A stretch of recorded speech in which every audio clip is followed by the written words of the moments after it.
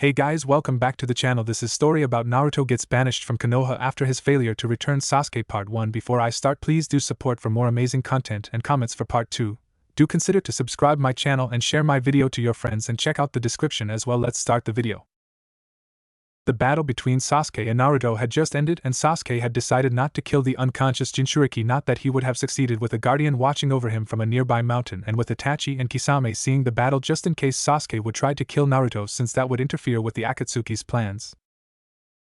As Sasuke left, Kisame moved forward toward the fallen body of Naruto, having seen the opportunity to take the 9 tails without the need for a struggle during which Naruto without doubt would release the 9 tails. Kisame, stop, our orders were to watch. It's not time yet to take the 9 tails Jinchuriki. You saw how weak he is, said Itachi, trying to stop Kisame from taking the boy's body without blowing his cover.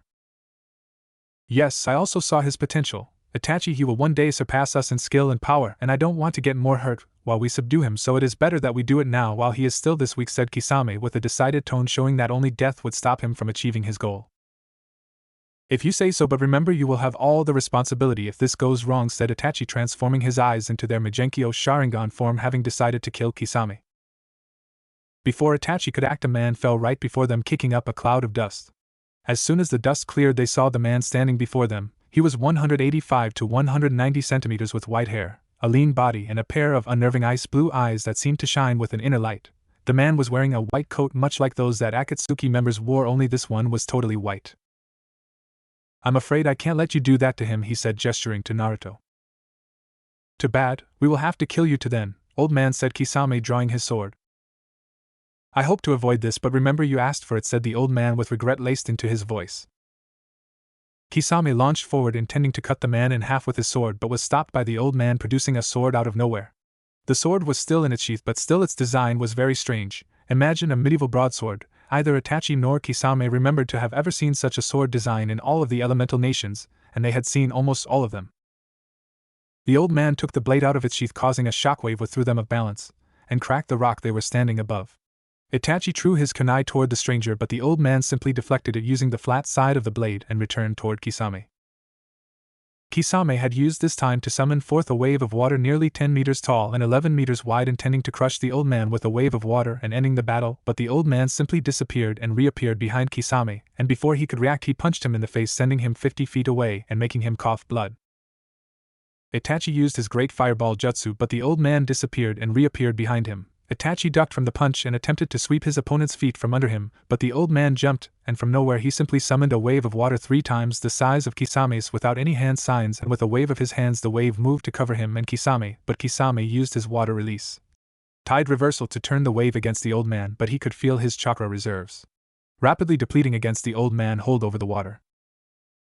The old man felt his chi reserves depleting against Kisame's jutsu, but chi always regenerated faster than chakra, and even if that wasn't the case, he had insane reserves of any kind of power: chi, chakra, ki, mana, etc., so he wasn't worried about running out. But what worried him was the fact that he wasn't to harm Itachi, for he would be a great ally for his young master in the future. As the old man struggled to keep control over water, Itachi again used his fire release great fireball, hoping not to kill the old man. After all, he was an ally, and quite a powerful one, judging by the way he was handling both Kisame and him without any wounds, and that was quite a feat, but he had to keep his cover. Before the fireball could touch him, the old man's eyes shined a bright blue and a wave of force came out of his body and spread over the battlefield, destroying the fireball, the body of water near him, through Kisame and Itachi a good 100 feet away from him, and fractured the rock around them for a few hundred meters. You made me use the power of my eyes, congratulations. Last time I used them it was a century ago against a very powerful demon, the old man stated matter-of-factly, but now you are in deep shit. Before they could react, the old man said gravity, and the gravity in the area around Itachi and Kisame increased 100-fold, creating a very large crater. Itachi and Kisame got up. They were covered in bruises and cuts, and they might have some broken ribs from the intense gravity. What baffled Itachi was the fact that his Mangekyo Sharingan reacted to the power of the old man like the knowledge of such power was instilled in his very genes. Like a song that you remember the melody but not the words and title. Kisame launched himself toward the old man, but the old man simply jumped away, but instead of falling down he stayed up there floating. The old man took his sword out and said wind, and the sword glowed the same soft blue as the old man's eyes as he swiped, and a massive wind blade was directed toward Kisame and Itachi. It was only Itachi's speed that saved them both from being cut in half. It has been a long time since I had so much fun, said the old man with a creepy grin, since I sparred against Hashirama Senju's would release, actually. You are lying. You can't be that old, and how could you even stand against somebody who could defeat even the great Madara Uchiha himself? Asked a trembling Kisame. Madara was talented, but he forgot to hone those skills further, believing himself invincible even after he was proved wrong by Hashirama, who trained a lot and was capable of unlocking part of the limitless potential of the wood release. As much as a mortal can. Anyway, the old man stated matter-of-factly. What do you mean with the limitless potential of the wood release? Asked Itachi, trying to stall him, preparing to use his Tsukiyomi. Of all the advanced nature transformations, the wood release is the one with the greatest potential, the potential of a god's power in it, he explained. Itachi smiled as he said Tsukiyomi, only for the old man to smile and say reversal and Itachi crumpled to the ground, imprisoned in his own genjutsu. Kisame took this opportunity to attack the old man and succeeded in landing a punch, and as the old man was falling he body flickered to the ground and attempted to impale the old man, attempted being the key word, as the old man shifted in the last moment, and Kisame succeeded only in cutting through his shoulder. The old man became white smoke and then reformed behind a boulder. The wound from Kisame had touched his bones, and he had to do this or risk losing control of himself, and he couldn't do that or his young master would die. From the old man's body blood flowed, but unlike human blood it flowed upwards and disintegrated, releasing great pressure and heat, a gift from one of the old man's battle against a very powerful demon. Yin-yang, healing of the damned, said the old man, is pure yin and yang energy, unlike shinobi's yin and yang that was polluted with chakra, which dampened their powers of creation and destruction. Formed in his hand as halos of red and blue, which he pressed against his wound, and the wound healed instantaneity, but before he could react a wave of water broke the boulder he was standing against in half and surrounded him, trying to either crush him with the pressure it had or kill him from the lack of oxygen. The old man closed his eyes, and then when he opened them golden light poured from them as an inhuman voice said, "Gate of the dawn, light open," and from the old man's body light flowed outwards and the water evaporated instantly, and from it stepped out the old man, now bathed in golden light, which caused the rock around him to turn to lava. Kisame, terrified at the display of power, tried to run, only for the old man to reappear right in front of him, and with a punch he threw Kisame 20 feet deep in the rock with a severe condition of burning from the ultra-hot body part that touched him. As he saw that, he ran with the speed of light toward where Itachi was, and as he arrived there he stopped using the power of the gate, and his cloak of golden light disappeared. He approached Itachi and touched him in the forehead and said, "Awaken," and Itachi opened his eyes, but those were not the eyes of a man tortured for days within his mind, but those of a man who had been woken from the best dream ever. "You could have left me in there for a little while more," Itachi complained. "Then you would have been lost forever within your desire, as I have an almost limitless supply of chakra, and then your mind would refuse to awake," explained the old man. "So what are your intentions for stopping us?" asked Itachi. "I seek only to protect my young master," said the old man. "Who? Naruto?" asked a surprised Itachi. "Yes, he is one of the few remaining descendants of the Otsutsuki family, and the only one with the gift," explained the old man. "What gift? And wasn't that the family of the Sage of the Six Paths?" asked an even more intrigued Itachi. "Yes, that was, but before that they were even more powerful, but then they declined, and generations later Hagoromo surfaced to bring them back to glory, as that family is always destined," explained the old man. "In time the family split into different branches, the Senjus, the Uchihas, and the Hyuga. After some decades other families split from them, but the most prominent were the Uzumakis, who had inherited some of the skills of their ancestors in the form of seals, and due to their nature they were prime candidates for one with the gift to be born, and they didn't fail our expectations. As for what's the gift, it's not my secret to give away." "So can you at least tell me your name?" asked Itachi. "In another time and place, perhaps, but not now," said the old man. "Do you know any healing jutsus?" "I do." "Why?" asked Itachi. "Because I overdid it a little with your friend. Now go and get him to me here, because only my powers can heal what the dawn's light harms," said the old man in a sheepish tone, "and I need you for an explanation on why he is still alive."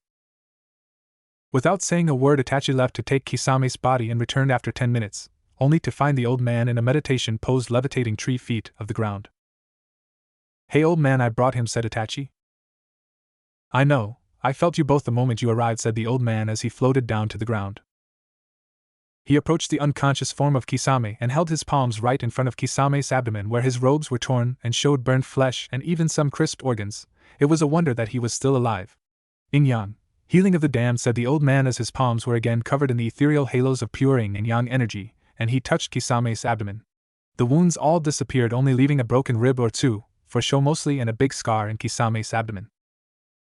"Unfortunately, it takes more power than that to properly heal the damage wrought by the dawn's light, and I'm not willing to waste it on your friend here," said the old man. "Take him and leave. A group of A and Bs led by Kakashi Hatake are almost here, and it wouldn't do to find you here, would it?"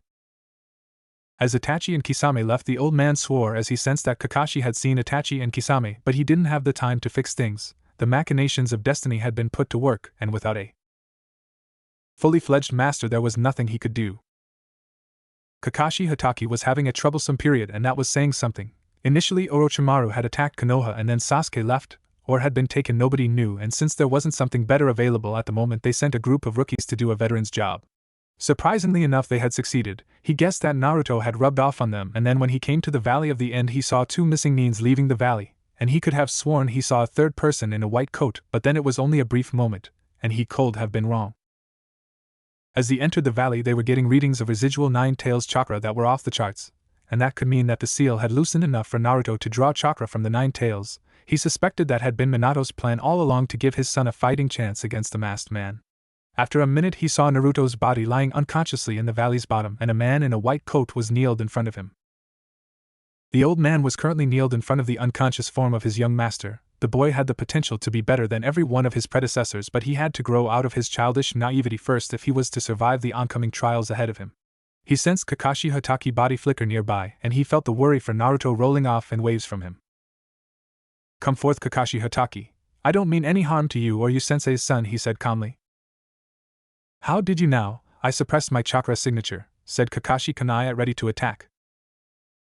"There are more ways than one to feel a person's coming, Shinobi, and to save us some time. I know he is Minato's and Kushina's son because I was there the night he was born, but unfortunately my hands were bound and I couldn't interfere that night, but I can today," explained the old man.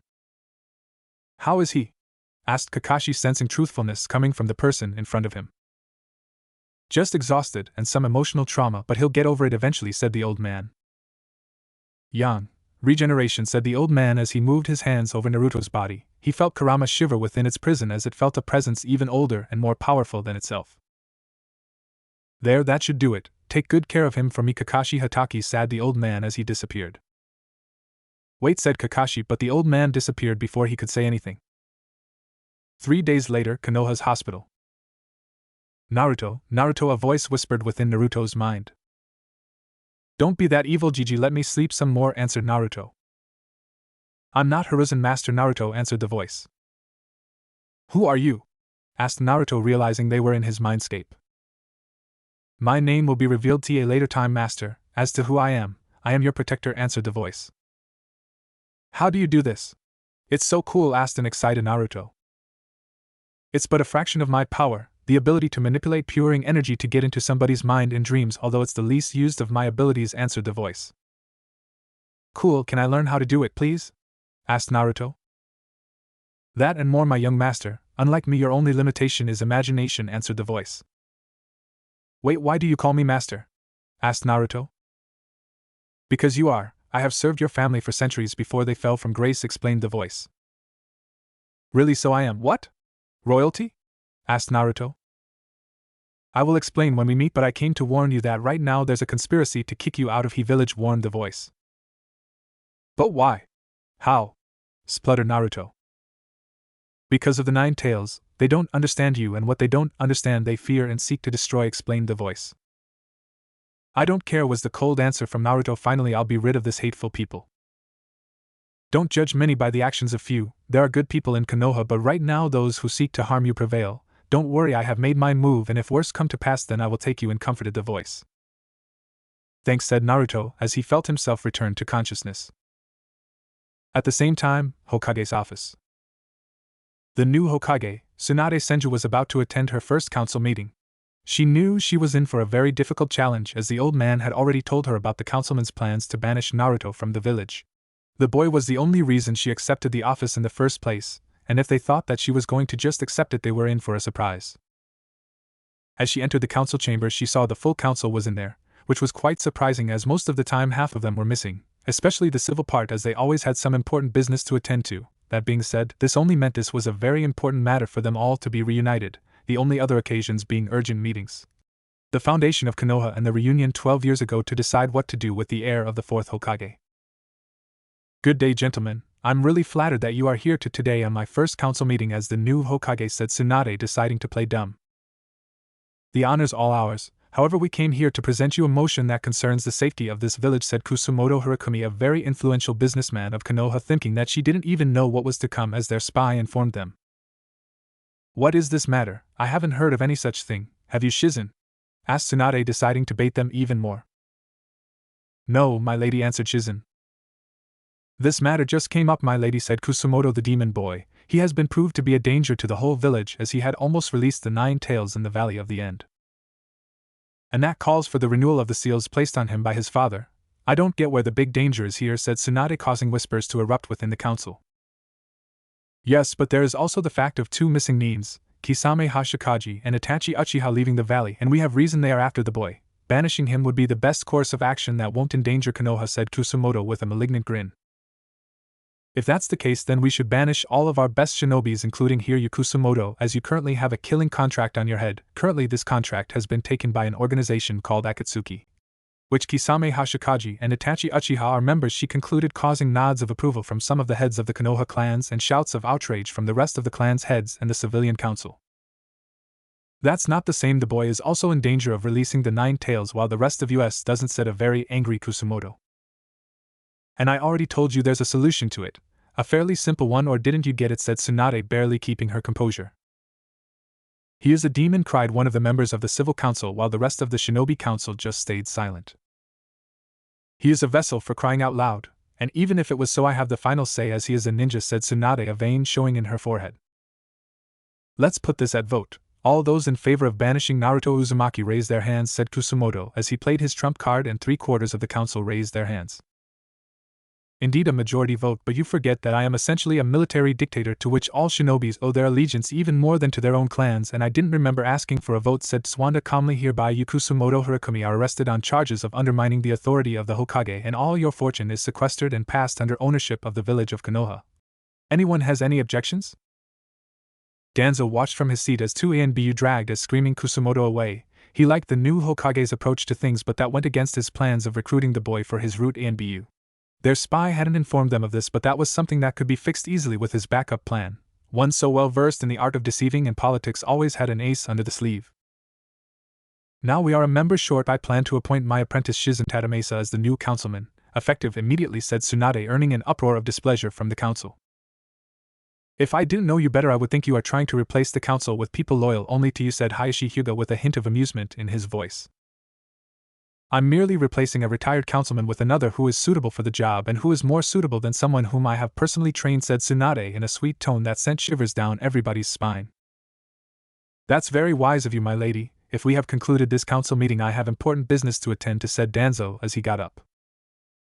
Indeed, we are finished for today. The council is dismissed, said Tsunade as she waved her hand. All the participants of the council left the meeting room and headed outside to discuss this new development. 3 hours later, in a mountain cavern in the border between the land of fire and the land of iron, the old man came out of nowhere, causing a ripple to spread in the air around him. As he sat down in a rock, he let 2 almond-shaped jewels the size of a human eye drop out of his punctured arm into a metal box, and then returned to his arm. Damn the kid. Because of him I lost my favorite coat, said the old man as he took his setting yang. Heavenly restoration and golden light covered his punctured arm and healed all the punctures and the venom that had been in his body before he could lose control and level the whole mountain. I see you haven't changed, Takagi said, an ethereal voice. But it can't be, you are supposed to be dead unless, trailed off the old man aka Takagi. Unless I have transcended time itself. Yes, I learned how to do that. Unfortunately, I only figured it out moments before I died, said the voice, stepping out of the shadows, revealing a man with gray skin and horns. Hagoromo, it's been a long time since I saw you, said the old man as he hugged him. Indeed it has, sensei. My brother would like to say hello, but he still hasn't got over sulking the fact that he left his eyes in the energy vessel and now has to rely on his other senses, said Hagoromo as suddenly a wave of force came out of nowhere and knocked him out of balance. I heard that, came a voice much like Hagoromo's own but a bit deeper. That's the downside of having an ascended brother, he always gets to punch me even from another dimension, said Hagoromo.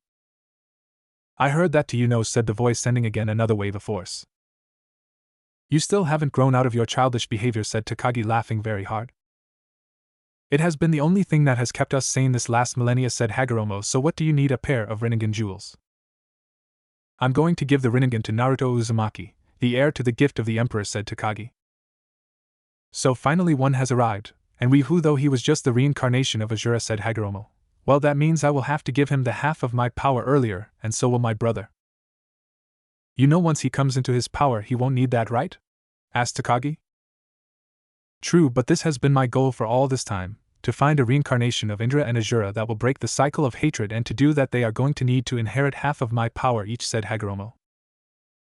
Well, just wait until he has advanced enough in his training before dumping all of that power on him, said Takagi in an authoritative tone which didn't take no for an answer. His full powers are greater than whatever you two combined can have, but he is still too young and unexperienced.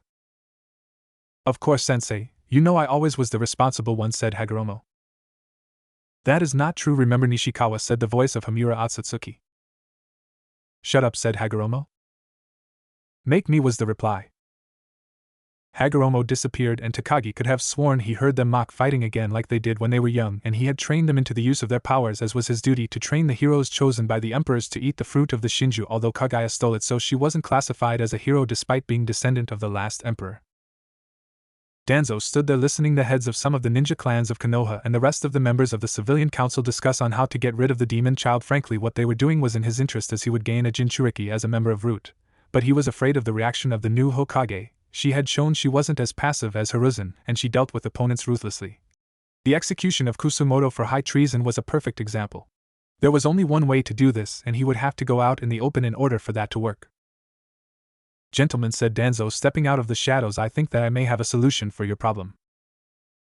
Danzo, I though you were neutral in this affair, said a smirking Minamoto Hatsune. She was head of the Hatsune clan, a small clan which trained some of the best swordsmen in this village and were now, after the fall of Uchiha, trying to gain influence. Let's say I have an interest in keeping you all alive, said Danzo. The Hokage won't kill us, she still needs us and our money, said Osaki Ryu, currently the third wealthiest man in Konoha. You fools, you think you are still dealing with Hiruzen, said Danzo, laughing. She is the granddaughter of Tobarama Senju, and she has inherited his ruthlessness from him. Then what do you propose we do? Minamoto. Simple, we go to the only person who has more power than the Hokage, said Danzo. Who the Daimyo? He won't listen, why should he? The Hokages have never failed him until now, answered Minamoto to Danzo's suggestion. He will if we present our case the right way, said Danzo, smirking. We will present the boy as a danger to the village, his battle with the Uchiha, and subsequent release of the Nine Tails chakra being the prime example. If the Hokage says he is no danger, the Daimyo will believe her instead of us, said Osaki. He will not if the boy is a relative of hers, said Danzo, his smirk turning into a full-blown smile. What are you talking about? Asked Minamoto. The Uzumakis were allies of the Senju, and the first Hawk married Mito Uzumaki, and from there we all know the story, but what many don't know is that Kushina Uzumaki was the niece of Mito from her sister, thus making Naruto and Tsunade cousins, explained Danzo, much to the shock of everybody. So we have a way to banish the brat, but the problem is that contacting the Daimyo will require lots of time, probably years, said Minamoto. True, but if you have the right friends then it won't take nearly as much, a month or so, said Danzo. However, to do that we will need a lot of money which our estimate friends will be happy to give to us, right? Yes, we will give anything to make that monster leave so that our children may be safe, said Nakashima Yuringa, the second wealthiest man in Konoha. Very well then, prepare 5 million ryo within the week, and in less than a month we will have a decree signed from the Daimyo which will legalize the brat's banishment, said Danzo, and then we body flickered away, leaving the conspirators to discuss some more on this new development. As Danzo left, he couldn't help but laugh at the sheer stupidity shown by the group of conspirators. It would take only 1 million ryo to buy an audience with the Daimyo, but they unknowingly were paying for Root's continued existence, and what's more important, they would help him gain a new weapon, the greatest one out there, the Nine Tails. The next morning, in the outskirts of Konoha, Naruto had been waiting for this moment for the last 3 days. He would finally meet the old man himself, and not just through dreams. He had arrived in the clearing that the old man had described. At least he hoped that was the right clearing. Naruto looked around, but he could only see the trees, small animals moving, but not even a trace of the old man. After some time he decided to sit down and meditate in the pose the old man taught him. It was pretty simple actually. The clearing was so peaceful that it almost felt natural to meditate in such a place. After an hour or so, Naruto felt the tip of a kunai pressed into his back. Reacting from instinct, he pushed his body forward and used his feet to kick back, but his feet found only blank space. Naruto got up and at the same time drew a kunai from his bag and got into a fighting stance, only to see that the kunai that was pressed into his back was simply floating on thin air. Nice reflexes, but anything beyond a chunin and you would be dead, said the old man from up in the branches of one of the trees surrounding the clearing. So I suppose you are the old man, said Naruto. Indeed I am. Now I need to train you so that you can at least fight on an equal footing with a Kage-level opponent, said the old man. Cool, so what are we going to learn? Some cool jutsu or some kick-ass taijutsu? Asked an excited Naruto. No, we are going to learn history, said the old man as he jumped from the tree and right in front of Naruto. That's dumb, why do we needs to learn history anyway? Asked the disappointed Naruto. You do because you need to learn the history of your family so that you can know the power that you hold, explained the old man. So what power do I have? Asked an eager Naruto. You possess the greatest ability that exists. You possess the gift of the emperor, said the old man as he gestured for Naruto not to interrupt, seeing as he was dying to ask a question. Now the power originated from your many times grandmother, Araki Otsutsuki, exactly 4,500 years ago. Who are the Otsutsuki clan? I have never heard of them, asked Naruto.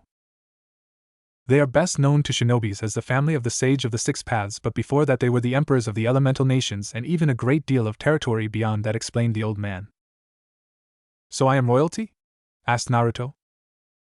No, while you do have the gift, the empire ceased to exist 1,500 years ago when the last emperor and the last member of your clan to possess the gift choose to die, answered the old man. Choose to die? Asked Naruto. Yes, one with the gift can only die when and if he chooses, but that's not your power, it's a byproduct of your power, but we will get into that later, answered the old man. Keep telling me about this Otsutsuki clan, said Naruto. Well, your ancestor Araki Otsutsuki was the first one to have the gift. She hated war, so she sought to end it and unite the land, which at the time was in continuous war between the noble families, said the old man. In order to do that, she united a group of people who had her same opinion and founded the Gamer Corps. Using her vast power, we gamers have the ability, well, to make our lives as a game. The most useful ability was the one called Dungeon Creator, which allowed us to create a pocket dimension in which we trained. Our power grew quickly and the wars were finally stopped, and your ancestor was chosen as the first empress. In time the gamers noticed that they could cheat through their power, and from the best of them a Black Ops group was created. I myself was the best cheater of my generation and became the last emperor's personal bodyguard and assassin. In the end I was entrusted by him with immortality and chosen to train the new emperor, finished the old man. So you are my mentor? Asked Naruto. Yes, now about your power. The gift of the emperor is a pretty simple power, said the old man, taking out a scroll. It allows you to take things from fiction and make them real. For example, in this scroll there is a description of the crystal that gives the power of a gamer. You can take it out, and then you will simply have to break it, and you will have the power of a gamer, which you must because every emperor must have it. So how do I do it? Asked Naruto. That I don't know. The last emperor said you must try to put your hand in the scroll and the story, and the rest would be instinct, said the old man. Really helpful, old man, said Naruto. My name is Takagi, and for as long as we train together you will call me Takagi-sensei or sensei, said Takagi. Yes, sensei, said Naruto as he tried to put his hand in but failed every time he tried. Naruto tried to put his hand into the scroll once more but failed again. He had been trying for the last 3 hours but to no avail, as he always failed. In a gesture of rage he punched the scroll, but the very anger he now felt caused something inside of him to click, and instead of hitting the scroll his fist, and due to the momentum his entire arm fell inside the scroll, and he felt with his hand the big pile of gems, and he took one. Naruto looked at the gem. It was almond-shaped, about the size of his hand. It had a deep purple color, and it radiated pure power that he could now see clearly but no more than him. After taking out the gem, Naruto had began to see the power of everything mostly in levels, and his was simply level. Apparently his gift of the emperor couldn't be measured in levels like most other beings' power. Remembering what Takagi said about the gem, he crashed it into his fist, quite easy apparently, and he felt his body filling with the power that was once in the gem. He tried to use the dungeon creating skill, and a panel appeared in front of him. Enter name of the dungeon, and enter level of the dungeon, and Naruto simply said, Chakra Training Dungeon, and after some thought he had a brilliant idea, dungeon level 100, and he found himself standing before a gigantic bear, as tall as the 9 tails, made of blue chakra with a sign above his head, Chakra Bear LVL 991. The bear at the sight of him roared and charged, and Naruto tried to escape, but he couldn't as the bear hit him with his gigantic paw and sent him hundreds of feet away, breaking every bone in his body. The bear tried to finish the job and kill Naruto for good but was stopped by a blue dome of energy, and as soon as the bear's paw made contact with the dome, the bear flew back a few hundred feet. Takagi stepped out of the dome and took his sword out of its sheath, Sword of Nightmares, and as he slashed it at thin air the gigantic bear fell into the ground, cut into 2 pieces. Takagi took them out of the dungeon. While dying in a dungeon wasn't actually dying as you were reborn immediately, it was uncomfortable to say the least, and Naruto was too young to experience that, so he had to use some of his more powerful healing power, seeing that having the gift made him pretty resistant to magic, or any other form of power except his own. Yin-Yang, restoration of the Empire. That little technique had no visible after effects but was the only power that would work on him without him exhausting himself. That use of the Yin-Yang was created by the first Empress when she noticed her immunity to the powers that others yield, and that worked as he heard Naruto's bones creak as they returned to their places and fully healed. After taking in the still unconscious form of Naruto, he decided to give him the Rinnegan already since the boy was so reckless. He took out the 2 gems from his inventory, opened the lids of Naruto's eyes and placed the gems above. With a flash of light the gems disappeared and Naruto's blue eyes became the soft purple of the Rinnegan. The boy is a natural. Not even me can absorb the Rinnegan gems so easy. It should have caused at least a reaction, discomfort, pain, anything but no. I guess it has to do with the fact he has Hagoromo's blood flowing in his veins, thought Takagi as he watched the unconscious form of Naruto. Time skip. Naruto woke up with a pounding headache. He looked around and what he saw surprised him. It wasn't the waterfall, or the gigantic trees that seemed to touch the sky, or the gigantic temple where he woke up, but the fact he could see chakra, including nature chakra. He tried to get up but his body didn't respond well at this attempt, his muscles still sore from staying for some time without moving. Take it easy, Naruto. You have been unconscious for the last 2 days, your body needs to get used to moving again, said Takagi from one of the temple's ledges. 2 days I need to leave, Tsunade must have the ANBUs searching for me, said a worried Naruto as he scrambled to his feet. 2 days within this dungeon, Naruto, in the outside it has been merely half an hour, said Takagi. What dungeon? Oh, this one doesn't have bears, right? Asked Naruto. No, this is a Rinnegan training dungeon, explained Takagi. Why do we need a Rinnegan? Said Naruto as he ran to the nearest pool of water and screamed when he saw his eyes. What did you do to my eyes? Calm down, Naruto. I gave you the Rinnegan after seeing how reckless you are. If the power of a god doesn't keep you safe, then you leave me no choice but to stay always near you, and I don't fancy that, said a bored Takagi. You turn the Rinnegan off and on at will, since those eyes are truly yours and none can use their full potential except for you. Really, said Naruto as he focused and his eyes returned to their normal blue. With what are we training first? With the Deva path, as it has the most destructive potential, said Takagi. Time skip. Naruto and Takagi came out of their dungeon looking fully refreshed. Naruto's eyes were still in his Rinnegan form as the old man had advised him to use it so that he could get used to the vision they granted. I'm leaving now, see you tomorrow, and no further exploration of dungeons without my presence, at least no dungeon above level 10, understood? Asked Takagi with a slightly threatening one. Yes, sensei, in what dungeon should I meet you tomorrow? Asked Naruto. Outer Path Training Dungeon, you still have to master that path, said Takagi as he teleported away. Naruto then turned around and headed for the village. It had been a long 12 days for him and Takagi, although outside it had been only 3 hours. The cool thing about dungeons was that despite the amount of time you spent inside, you only aged according to the amount of time that had passed outside. In that time, Naruto had mastered all of the 6 paths thanks to the use of the multiple shadow clone, especially the Deva path, which he had mastered to a degree that allowed him to perform some gravity-based jutsus unknown to anyone except for the sage of the 6 paths, his brother, Takagi, and Naruto. The other path that Naruto had easily mastered was the Preta path. His mastery was thanks to his using of the multiple shadow clone jutsu, and according to Takagi he had mastered the 6 paths except the outer path even faster than Hagoromo Otsutsuki, even if he had used the multiple shadow clone jutsu. The power that he had discovered in the Preta path was amazing. Not only one absorbed chakra from other living beings, but it could also absorb nature chakra even while moving. Technically it would allow him to become a sage without the need of summons, and to keep such a form for a limitless time span. Furthermore, it gave one a perfect control over chakra to the point one could replicate bloodline limits, and if he was right it could have the ability to turn natural chakra into normal chakra, granting one a limitless supply of chakra, seeing as natural chakra was infinite. As he got near the village gates he turned off his Rinnegan, and he felt that without it activated something was missing. The world lost its color, and everything seemed so dull. The guards didn't even pay attention to him when he entered the village gates, so he headed immediately for his home, not looking back to see the dirty looks the guards were giving him. 2 months later. Danzo was a very happy man. He had finally got the decree signed from the daimyo, and although it had taken more time than expected, he would now have the perfect weapon against the enemies of Konoha. He had entered the Hokage Tower with a smile and was heading toward the room where the meeting of the council was happening. When he got to the door he stopped smiling and adopted a serious face, and then entered the room. At his sight the council members smiled and prepared to teach the Hokage a lesson. Yes, Danzo, with what may I help you? Asked Tsunade. I'm here to attend the council meeting, or have my rights as councilman been removed?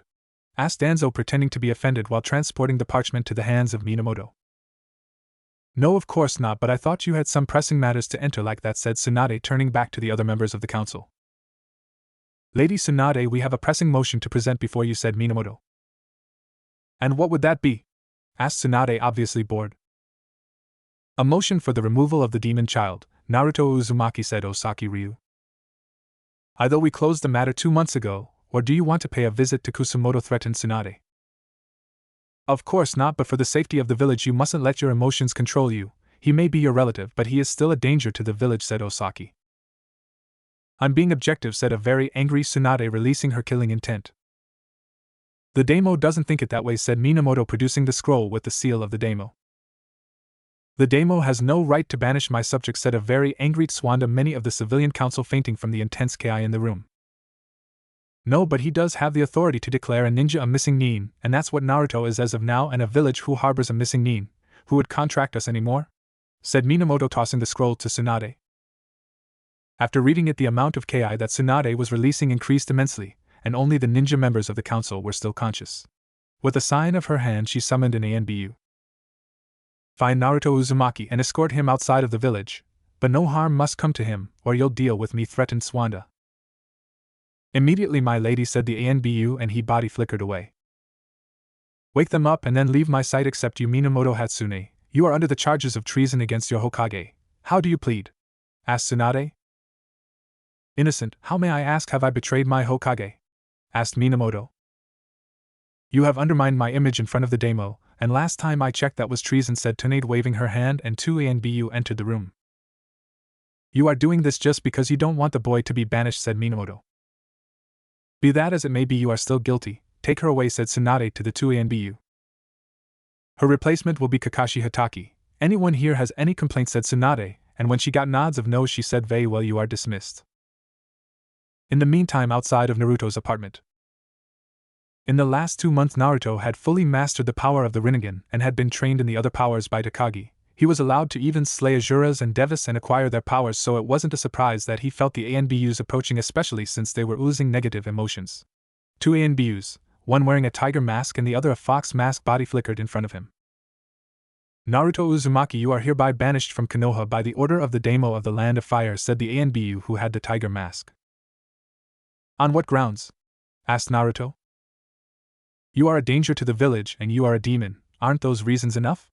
Asked the fox ANBU. Not for me, but since you don't want me anymore, I'll get my things and be off, said Naruto as he headed toward his apartment.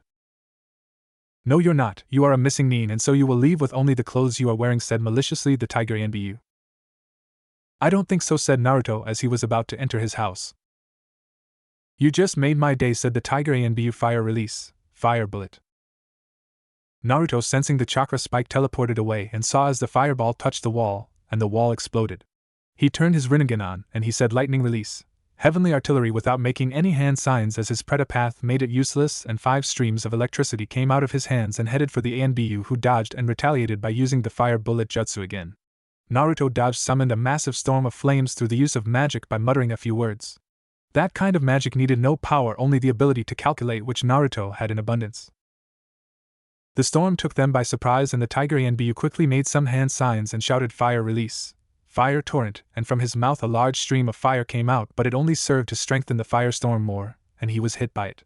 When the storm cleared, the tiger ANBU was laying in the ground completely nude, since his clothes had burned in the fire, and his body was covered in nasty burns which would kill him if he didn't get medical attention. The only reason he was alive were his chakra-imbued clothes. The fox ANBU had been smarter, and had dodged the storm and tried to attack Naruto from behind, only to hit a clone which dispelled in a cloud of smoke. Naruto whistled to the ANBU, who looked up to see the boy standing on the roof of his apartment, and quickly flashed through a few hand signs and shouted wind release. 1,000 cutting blades and a strong wind gust which held the power of 1,000 blades headed toward Naruto, who muttered a few words, and an arrow made of golden light headed toward the ANBU and passed right through the enemy jutsu, which ceased to exist since Naruto absorbed all the chakra it held, and pierced the ANBU right below his heart, a fatal spot, but not immediately. He entered his house and put all of his items in his inventory, and then proceeded to teleport away in the forest outside of Konoha. When teleported in the forest, he stumbled a bit and cursed himself. He had never been very good at long-range teleporting since the calculations changed a bit, and he had yet to master them as he did with the rest of the calculations of that magic.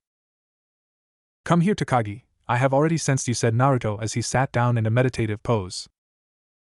"So they succeed to banish you, the fools, they have no idea what they have lost," said Takagi as he took the same pose as Naruto. "They even sent a couple of aggressive ANBUs, but I dealt with them," said Naruto. "I should go down there and turn that village into rubble, but there are still good people there, and they don't deserve to suffer for the wickedness of few," said Takagi, seething with rage. "What do we do now?" asked Naruto. "Now we turn you into the mightiest warrior this world has ever known since the last emperor," said Takagi with an all-too-sweet tone, and Naruto knew he was in for a lot of pain. In this 2 years Naruto had fully mastered the normal powers of the Rinnegan. The curious thing about the Rinnegan was that it simply mirrored the human potential. Everything that can be done with the Rinnegan can be achieved through training, although it could take insane amount of time to achieve such a level of power.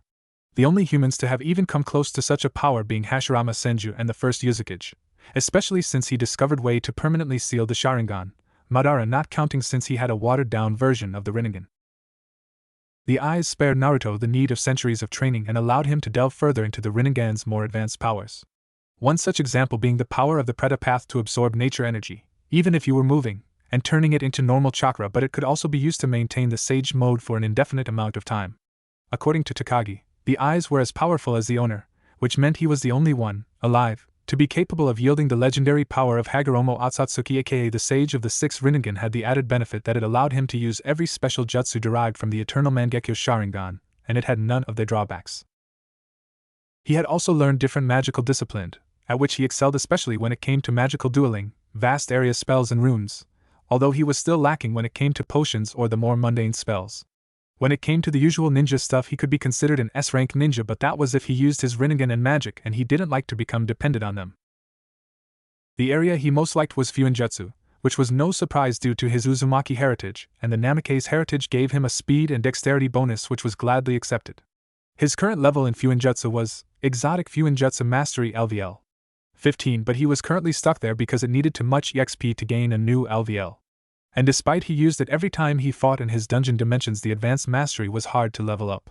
Naruto had managed to recreate the Flying Thunder God technique and had improved it a bit, although this new improvement had yet to be tested. He had also learned the art of technique creation.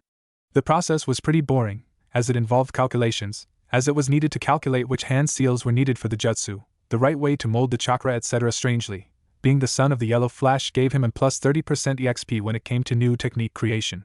He had already achieved to create 3 new jutsu, although one might be considered a new bloodline limit. The first was meant to imitate the Susanoo, but was also meant to be way superior to it in the same time. It evolved from a simple technique to a full-blown nature release.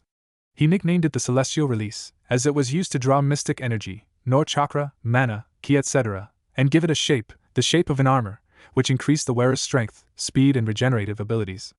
Now, while the Rinnegan didn't give the ability to create bloodline limits, seals could take 2 or more different chakra natures and merge them to create a new bloodline limit, and then the chakra was introduced into the body's chakra pathways little by little, causing it to imitate the new chakra.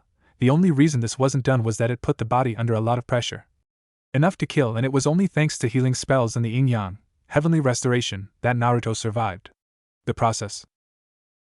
The second was the ultimate jutsu, a one-shot kill technique capable of bypassing every kind of defense one might have, and the yielder of such a jutsu could technically speaking destroy armies without even getting a scratch. The technique was a kenjutsu, a sword jutsu. It could be performed with any sword as long as it was made of chakra-conductive metal, and that the user had enough chakra. It worked by causing the sword to go through dimensions, multiple dimensions at once, to avoid a Kamui user to survive by becoming intangible, and the tip of the sword was transported right inside of one's body, usually in the middle of the heart, in the frontal lobe, or at the intersection between the brain and the spine, meaning instant death. The only downside being that only those with really large chakra reserves could even think about using it, since it required a lot of chakra to utilize. The third was an army killer jutsu. The jutsu was an lightning release technically speaking, because the user only spent minimum amounts of chakra to gather the clouds and then to cause lightning in the clouds to become stronger by 10-fold, which wasn't done by chakra, so one only needed to start the reaction and then it continues on its own. The result was a massive thunderstorm which could be directed by small amounts of chakra to hit any target in a half-mile radius. The lightning bolts from the storm were truly destructive, especially when used against large numbers of foes. In those 2 years he had gained a reputation as the Lightning Fox Warrior, or as the one-man army due to him always taking almost suicidal missions, alone, and coming out unscathed and successful. The first nickname was earned by using his father's Flying Thunder God, which he used in the form of senbons who had a small piece of paper, with the formula attached to it, in combination with his army killer jutsu, that he had named Lightning Release, Heavenly Retribution. While the second out of the fact that he could create up to 2,000 clones and still have enough chakra to equal that of a few Jonins, and the way he utilized them, made him resemble more to a small army than to a single ninja. Takagi appeared before him using his teleport ability. He was wearing armor beneath his usual white coat, which meant a lot of trouble. "Naruto, come here," now said Takagi with a concerned voice. "Yes, sensei," said Naruto, appearing right in front of Takagi in a burst of speed. "It's time for your first mission of an emperor class," said the man. "Well, that's good, right?" asked Naruto. "Not so good, you'll have to face a demon," said Takagi with a frown. "Didn't the previous emperors kick them all out?" asked Naruto. "No, not all of them, they're just too many to get rid of completely," explained Takagi. "So this one is particularly dangerous?" asked Naruto. "He's a medium threat, but still I'm worried about you. You have yet to become immortal," said Takagi with a reproachful glare directed at Naruto. "I'm not becoming immortal, I thought that was settled," said Naruto. "It'll happen, whether today or after a few decades, it is inevitable," said Takagi. "Yes, whatever, old man, anything I must know about this demon?" asked Naruto with a shrug to Takagi's comment. "Yes, its name is Morio. This little guy found how to merge himself with the released negative energy of the entire mankind, and there's a whole lot of it around," explained Takagi, "but as expected for one so weak he only succeeded partially, but that still made him stronger and technically immortal." "So there's no way to kill him, and I am not that good with seals yet," said Naruto. "No, his physical form can still be killed by the ancient chakra I gifted to the priests of the land of demons, but they are only human, and don't have enough chakra to pull it off," explained Takagi. "So all I'll have to do is combine my chakra with one of the priests and bye-bye demon?" asked Naruto. "No, it's too dangerous for you, and if the priestess of the land of demons can effectively seal it, then there is no need to take unnecessary risks," answered Takagi. "You'll be hired as an independent ninja to escort her to the shrine where the body of the demon is sealed. However, there's a problem there." "I didn't expect nothing less. What is it?" asked Naruto with a bored face. "There's only one priestess left, and her guardians have already contacted ninja from the Leaf. A team is supposed to meet them tomorrow, but some of the old people still remember me, so they will grant an audience to us in order to decide who is going to escort her, and even that is more for bureaucracy than anything," said Takagi while clearly lost in memories. "Fond memories?" asked Naruto. "A few, but that isn't your concern, young man," answered Takagi, snapping out of his memories. "Of course it is. As your emperor I must look out for the well-being of my subjects," said Naruto, joking. "Not until you kill your first god, and even then I will judge whether you are mature enough," said Takagi with a smirk. "That's not fair," pouted Naruto. "And yet it is how things work, so no complaining. Get back to training," said Takagi with a small smile upon his face. "Yes, sensei," said Naruto before throwing a stink bomb in front of him and disappearing within one of his dungeons. Naruto couldn't help but laugh at the face of the old man when the stink bomb exploded and was rewarded with a giant club swinging too close to his head for his own comfort. Not that he couldn't avoid it, he just didn't like being so close to dying, although he knew he would be resurrected if he died within one of his dungeons. Avoiding the club, Naruto jumped away and prepared to face his new opponent, a 16 feet tall ogre, with gray skin, yellow eyes, proportionally large limbs, totally naked except for a piece of cloth in front of his crotch. He was a LVL 53 giant ogre. Those guys were dangerous, especially if they hit you, but on the other side they were pretty slow. Naruto took out a bunch of senbons and threw them in the air, and with enhanced seal they dispersed all over the dungeon's superficies, or at least a decent piece of it, as these things were as big as needed. He took out a very long katana. This katana was pretty normal except that its blade was 150 centimeters tall. It weighed 8 kilograms, not a big deal for Naruto, especially since he used seals which made the sword lighter, but only for him. He lazily started teleporting around the ogre, waiting for others of its kind to gather, and he wasn't disappointed. In less than 10 minutes 30 of them were gathered in a circle trying to hit him. Then Naruto teleported to a nearby tree while switching with a shadow clone and rapidly mandate the 6-hand seals needed to summon his army killer jutsu. In a less than 30 seconds, storm clouds gathered around the ogres and 3 lightning bolts came down, hitting in 3 different parts of the ogre formation and totally obliterated the ogres. He looked satisfied at his handiwork and smiled. He had been getting better in the precision strikes from the storm, and then he saw a massive ogre yielding a staff with a red skull upon it approach him. looking positively pissed. Naruto used his observe ability on him, and it said, Ogre Shaman LVL 59. This ogre had shamanistic powers, and he is seriously pissed at you for killing its children. Naruto smiled. That was what he was after. The ogres he had just killed barely gave him enough EXP to fill half his level up meter, and this was only an LVL 6 dungeon, since Takagi stopped Naruto from going into higher levels since he refused to become immortal. Or maybe he just cared too much for him. Either way, it seriously pissed him off, especially as it was Takagi, who told him that he was a prodigy surpassed only by the 1st and 5th emperor.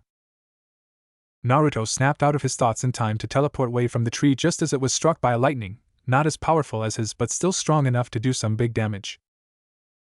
Okay, playtime over, said Naruto, going through 8 hand C's and said ninja art, piercing sword of truth. His katana's blade glowed with all the colors of the rainbow, especially the first 10 centimeters of its blade.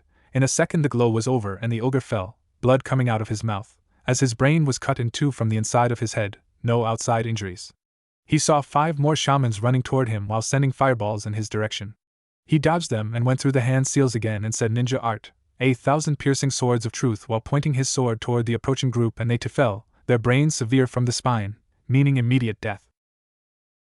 For the next half an hour, Naruto fought against wave after wave of shamans, and after leveling up only once, he got out of there while saving it as a boss fight stage, a stage where you fought only against boss class opponents. You could have as many as you wanted, for every level that you got to kill 10 bosses in. He wasn't even tired. Takagi had taught him what he called cheat codes, messages that if sent through a mental channel to none in particular gave you an unfair advantage, in this case infinite chakra and stamina. Him as the one with the Emperor's gift had an infinite array of ways to cheat, of which cheat codes were but one, while the other gamers had only cheat codes, given to them by the Emperor and a Ludo board game in which you wrote in every quadrant, a bonus for example, plus 30 intelligence, plus 30 stat points etc., but they must have at least 3 different types of bonuses for the gamer ability to interpret as something gained in a mission. He didn't use them often as he felt they made him seriously overpowered. After emerging from his dungeon, he saw that Takagi was sitting in a lotus position, in the middle of a small pond, and was meditating. He immediately opened his status page. Naruto Uzumaki. Class Gamer. LDL 56.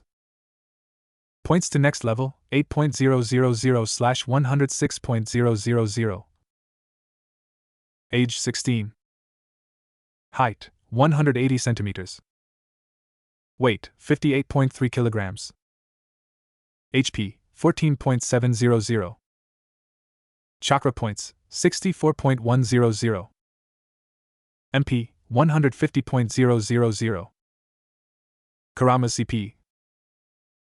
HP regeneration 80 horsepower per second. Kurama's HP regen 700 horsepower per second. Chakra points regeneration 2.000 CP/section. Kurama's CP regen CP/section. MP regen 15.000. Energy 131. Control 100. Strength 53. Speed 115. Vitality 91. Dexterity 80. Intelligence 151. Wisdom 128. Luck 100. Special status: Uzumaki and Namikaze Air, plus 10 intelligence, plus 15 vitality, plus 10 speed, plus 30% EXP in Fuinjutsu and technique creation, Jinchuriki, plus 100 horsepower, plus 100 CP for every new LVL. Trap Master, plus 10% to traps, and plus 10% to stealth. Stat points to allocate 10. Naruto didn't think twice. He really needed to improve his speed, especially if he was going up against a very powerful enemy, and the speed he had could make the difference on whether he died or lived. Well, he wasn't so worried about dying, since we was pretty sure Takagi would resurrect him, just to have the pleasure to rub it in his face that he needed immortality. With that, he put the entire 10 points into speed. He wasn't in the mood to create a Ludo board, so he could gain some more points. Naruto Uzumaki. Class Gamer. LDL 56. Points to next level 1.000/107.000. Age 16. Height 180 centimeters. Weight 58.3 kilograms. HP 14.700.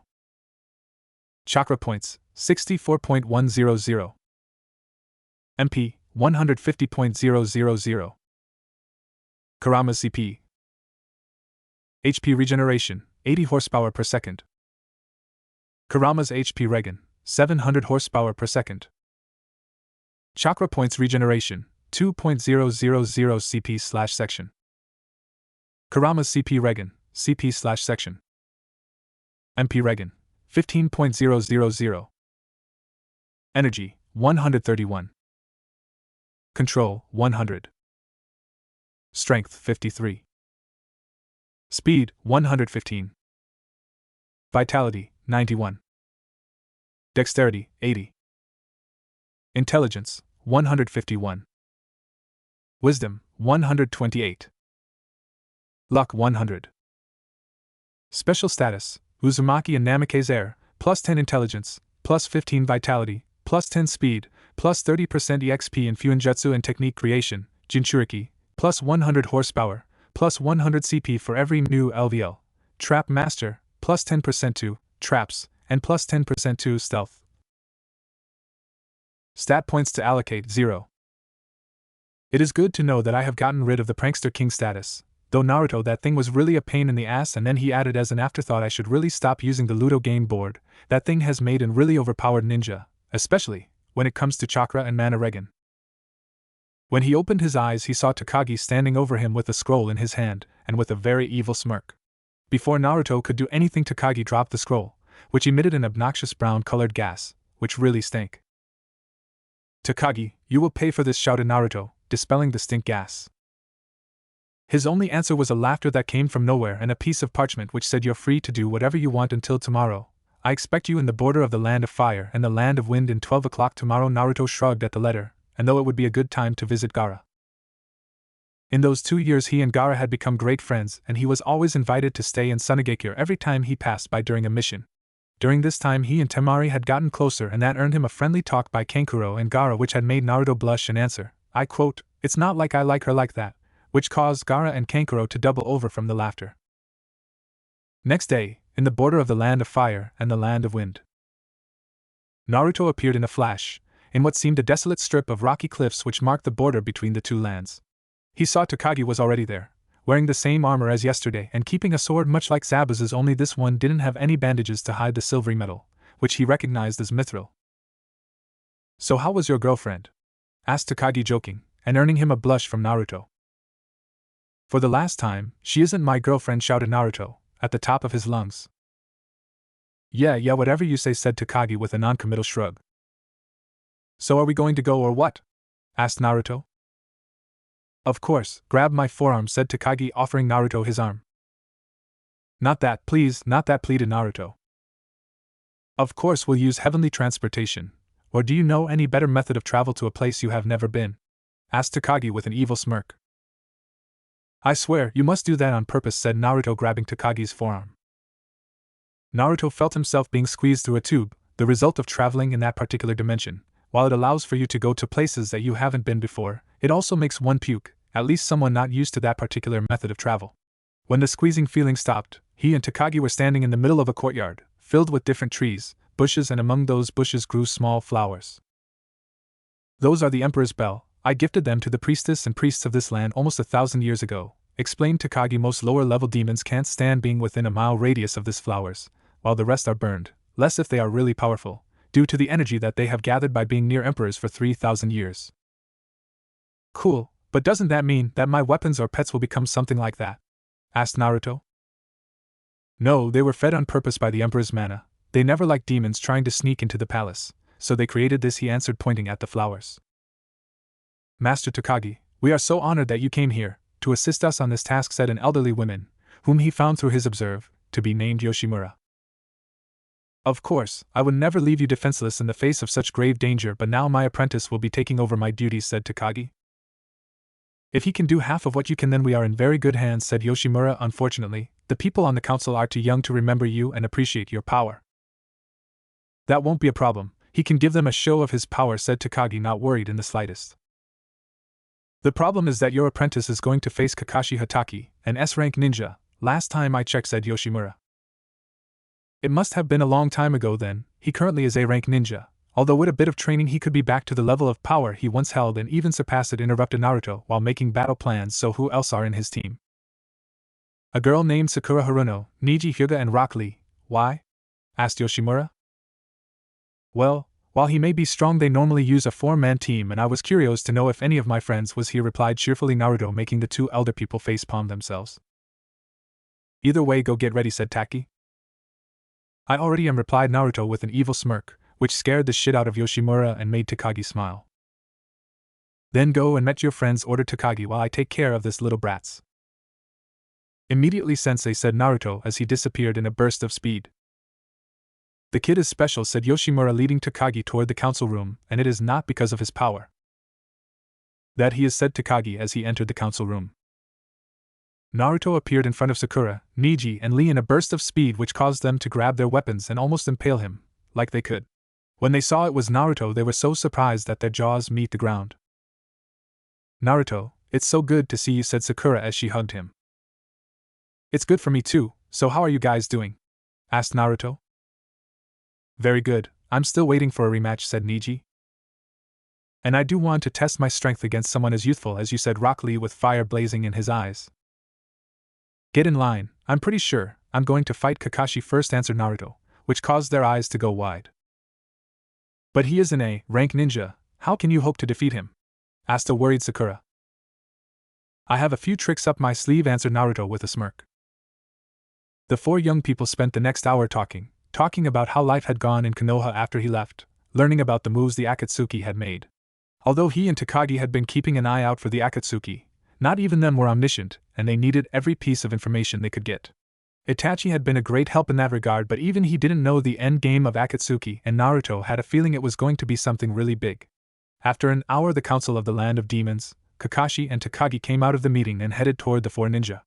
The council stopped at the entrance of the garden, but Yoshimura, Kakashi and Takagi moved toward the young ninja, and by the way that their chakra flared, they were positively pissed. Kakashi-sensei, it's great to meet you again, said Naruto with a bow.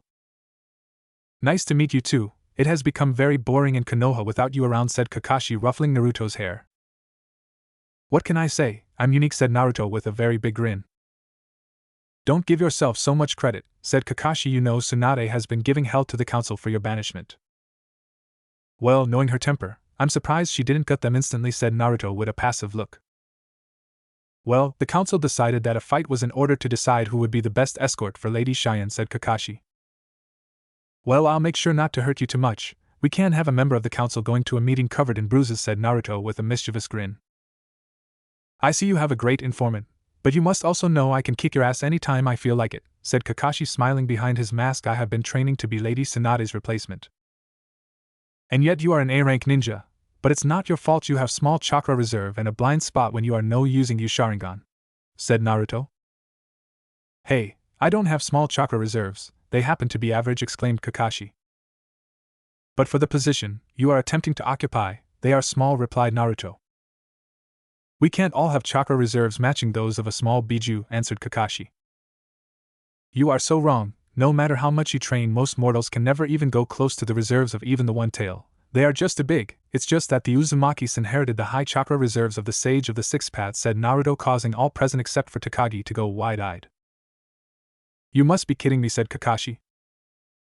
No, not at all, the Senjus, the Uchihas and the Uzumaki are all descendant from the Sage of the Six Paths, intervened Takagi.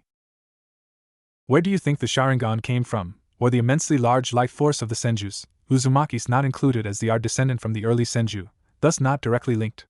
Asked Naruto. I never thought about it that way, replied Kakashi.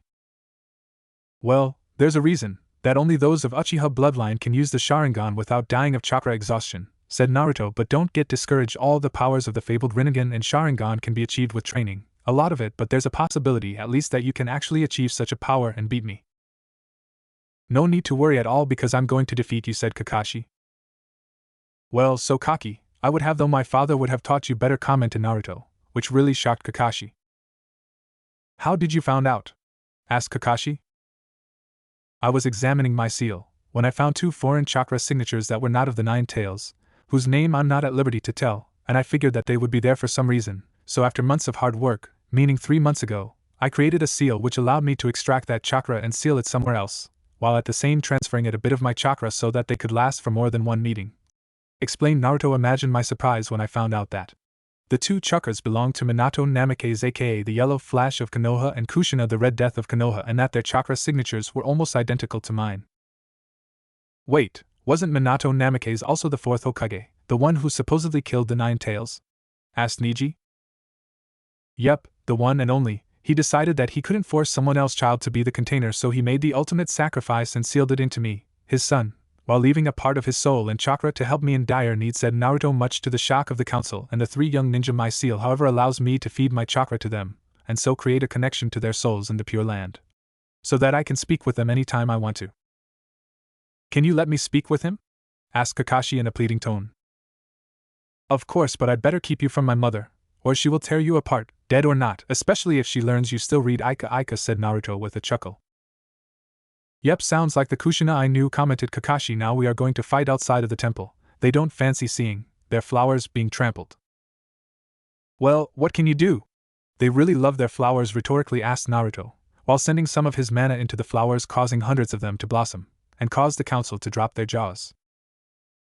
In a few minutes they were out of the temple. That place was really big, and came in a rocky meadow to some distance from the temple. He and Kakashi bowed to each other, and then Naruto dived to dodge an attack from Kakashi. He had gotten faster, but he was more. Naruto took out a dozen senbons and threw them to the sky, saying Flying Thunder God, amusement park, causing the senbons flying in different directions and landing a very big distance from him, which caused Naruto to smirk. I suggest you use the Sharingan, or I might hurt you, said Naruto. You forget that I saw your father use that jutsu, and I know its weakness, replied Kakashi. You forget I'm not my father, said Naruto, as he disappeared in a yellow flash and gave Kakashi a punch in the gut. Remember you asked for it, said Kakashi, revealing his Sharingan. With that he launched himself with greater speed toward Naruto, who simply teleported out of the way and into a tree branch, only to feel the tip of a kunai to his throat and see the Kakashi in the field dispel. He teleported away again, only to dodge a kunai charged with lightning chakra. So that's how he wants to play though, Naruto, as he spawned a few dozens of shadow clones without the need of hand signs. The clones teleported away with the signature yellow flash, and Naruto went through a few hand seals before shouting Celestial Release, Sky Guard Eternal Armor, and in a millisecond a mass of energy wrapped itself around Naruto, taking a human form, albeit a 3-meter tall one, and with Naruto in the center. The armor had the same azure color as a cloudless sky. Told you that you can have the power of the great eyes, without the need to actually have them, said Naruto with a grin. A copy of Susanoo, I'm impressed, said Kakashi, making a few hand seals. Fire release. Twin fire spears and 2 streams of fire shot out of his hands. No, the idea came from Susanoo, but this is way better, said Naruto, as his armor withstood the flames without even flickering once. It seems a bit small, don't you think, said Kakashi as he tried to analyze the jutsu, and a bit small too. I wasn't planning to destroy mountains, said Naruto as he disappeared in a flash of azure light and punched Kakashi in the gut, and then hit in the chest, causing him to go through a few trees. I hope your armor can withstand this, said Kakashi as he took the position to create his signature jutsu lightning cutter. Naruto didn't move from the path of Kakashi and took the full brunt of his attack, or better, the armor did. Kakashi was surprised when his hand didn't pierce through the armor but was instead stuck in a small crack enough to fit the tips of his fingers in it. He didn't have the time to react before he was kneed by Naruto and was sent flying. Naruto jumped and tried to chop Kakashi in the neck, but the moment he hit him, Kakashi disappeared in a cloud of smoke and was replaced by a log. Naruto smiled, and instead of falling down he flew with a great speed toward a few trees, and although he missed Kakashi he did totally disintegrated a few trees, getting disbelieving looks from the council and his friends and an approving nod from Takagi. Man, I need to fix that flaw, said Naruto as he landed. What flaw? Asked Kakashi, blood dripping from his mouth. It was designed to withstand your lightning cutter, without even a scratch, said Naruto with a shrug that was imitated from the armor also. Well, that armor is already an S-rank jutsu. I shudder to think what it would be like if it was as strong as you planned for it to be, said a flabbergasted Kakashi. Well, if you think that is strong, I would really be interested to know your opinion of it when I go in my special Sage mode through Celestial Release. It puts the Rinnegan to shame, commented Naruto, causing Takagi to face palm. The Rinnegan Sage mode was more powerful than the Celestial Sage mode. Enough talking, let's fight, said Kakashi, taking a bunch of explosive tags and saying Kamui. The tags were teleported right in the back of his armor, and exploded, filling the entire field with smoke. Kakashi really hoped he hadn't killed him. The smoke was cleared away from a strong gale of wind, and they all saw Naruto standing in the middle of a crater, with his armor having a few gashes from where the explosive tags exploded. "Kakashi-sensei, let me show you the true power of the Uzumaki," said Naruto as in a yellow flash a few pieces of paper appeared in the armor's hand. Shit was the only thing Kakashi could say at the obvious display of durability of Naruto's armor. It offered the perfect defense. Naruto got out of the crater and went for Kakashi only for him to dispel. Using his momentum, Naruto spinned around and threw the pieces of paper toward Kakashi and said, "Sealing art. Great orb of gravity, seal," and channeled chakra through the pieces of paper, and immediately a giant wave of gravity created a massive crater where once Kakashi stood. Kakashi came out in the back of Naruto's armor, accompanied by a shadow clone, and went through a few hand seals and said, "Fire release." Phoenix flame formation, and a few dozen fireballs went toward Naruto while the clone said, "Lightning release." Storms barrage, and the same amount, as the fireballs, of electricity ball headed toward Naruto and met the fireballs midway and merged in orange glowing orbs. Kakashi said, "Explosive release." Explosive barrage as his clone dispelled, having spent all his chakra, and the orbs crashed in Naruto's armor creating a huge explosions, way more powerful than the explosion from the explosive tags. When the smoke cleared, in the recently created crater, was left only a few strips of azure energy but no sign of Naruto. Before Kakashi could do anything, Naruto appeared behind Kakashi, in a yellow flash and without his armor, and hit him in the back only for Kakashi to dispel in a cloud of smoke. Kakashi came from the underground and hit Naruto with a chakra-enhanced punch, right in the jaws, sending him flying seemingly unconscious. As Naruto hit the ground, a second Naruto, clad in his armor, appeared right behind Kakashi and placed a seal on him which caused Kakashi to go stiff and fall to the ground senseless. The Naruto standing in the ground dispelled, revealing to be a shadow clone. He immediately dispelled his armor and neared Kakashi and started to transfer some chakra and placing a few healing seals on him, since his CP and HP meter were flashing red, and covered his eye. "I think we saw who won," Ishui said Yoshimura to a member of the council. "Indeed, the boy wins this contract. He will be the one to escort Lady Cheyenne to the shrine," said the man named Ishui as he turned and left. "Congratulations, Naruto, but what was that armor made of? Because I saw it, and it wasn't chakra," said Niji. "It's a secret," said Naruto. "Awesome jutsu, Naruto. The flames youth burn bright in you," said Lee with fire in his eyes. "I still want to fight you, but later, when I have grown a bit stronger." "The same goes for me," said Niji, a small smile having made its way in his lips. "Whenever you feel like it," said Naruto, and he turned toward Kakashi, who was up and smiling, his seal and chakra having restored him at his fullest. "Thanks for the chakra and seals, also brilliant strategy," complimented Kakashi. "Thanks, it means a lot coming from a genius like you," said Naruto with a bright smile. "Not such a genius after all," said Kakashi, scratching the back of his head. "Are you sure you don't need any help with this? We would be more than happy to help you." "Nah, I can handle it," answered Naruto, which made everybody's sweat drop. "You never change, do you?" asked Kakashi rhetorically. "Never. Now take this seal, and when this mission is over, push some chakra in it, and it will take you to my hideout," said Naruto. "Why?" asked Kakashi. "So me and the old man can help with those low chakra reserve and take you back to the S rank you once were," said Naruto. "Even if you helped me with my chakra reserves, it would still be in vain. The eye consumes too much, and it stays active all the time," explained Kakashi. "Well, the old man can help you with it. He is a legendary seal master, and that is a rank, the highest possible. I still am an exotic seal master, meaning I still have to achieve the adept seal mastery before I become a legendary seal master," explained Naruto. "Do you think he can seriously help?" asked Kakashi. "Of course, the last person who was a legendary seal master discovered how to permanently seal the Sharingan and possibly the Rinnegan. Helping you will be a piece of cake," said Naruto. "Now I must leave. I mustn't keep a lady waiting." Naruto entered the building in front of him, with a smirk in his face. In a few minutes they were standing in front of a blonde girl with kind of creepy eyes, and she just exuded an aura that said, "Prat." He looked at her for a minute before turning toward Takagi. "So we're supposed to protect the blonde prat?" rhetorically asked Naruto, which caused Takagi and Yoshimura to chuckle and the rest of the council to go red from anger. "Boy, watch your mouth, SE is the priestess, and her name is Cheyenne, not Prat," said a member of the council, which Naruto didn't even bother to learn his name. "You say Cheyenne and I hear Prat," replied Naruto, looking at the slightly amused face of Cheyenne. "You'll die," said Cheyenne plainly. "With no emotion, you will be impaled in the chest by a monster." "Nice, I'm so scared," replied Naruto. "Master Naruto, pay attention to her warnings, she can see the future," warned Yoshimura. "Yeah, I know she sees the death of peoples, but I have a bad news for you, priestess. I will not die, not until I achieve my goal and I have at least meet my nephews," said Naruto with his trademark grin. Foolish boy, you know nothing. I wished it was that simple, but my visions always come true, said a visibly angry Cheyenne, displaying emotions for the first time since their meeting.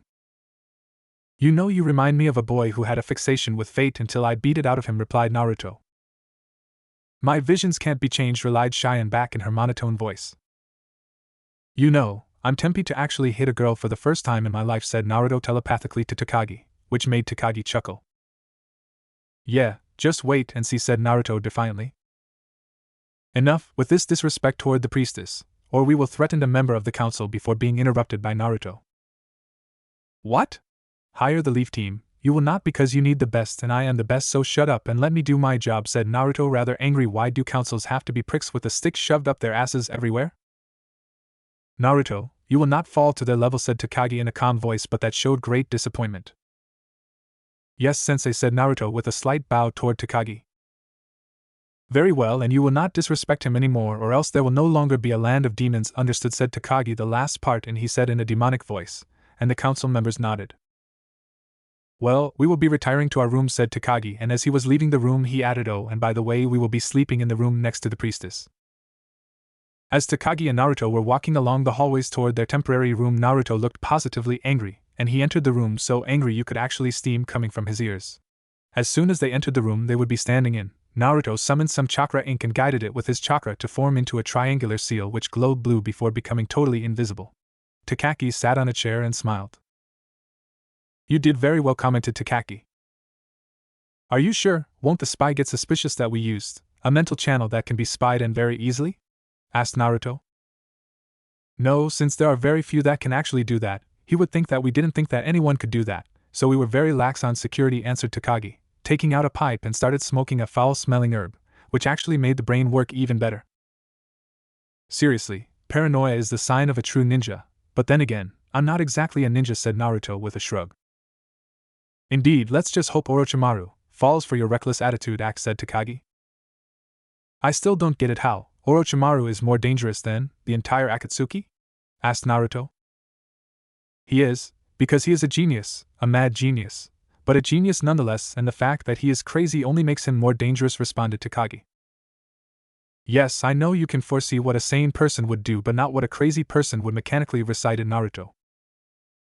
True, now get some sleep, you'll need it, said Takagi, getting up.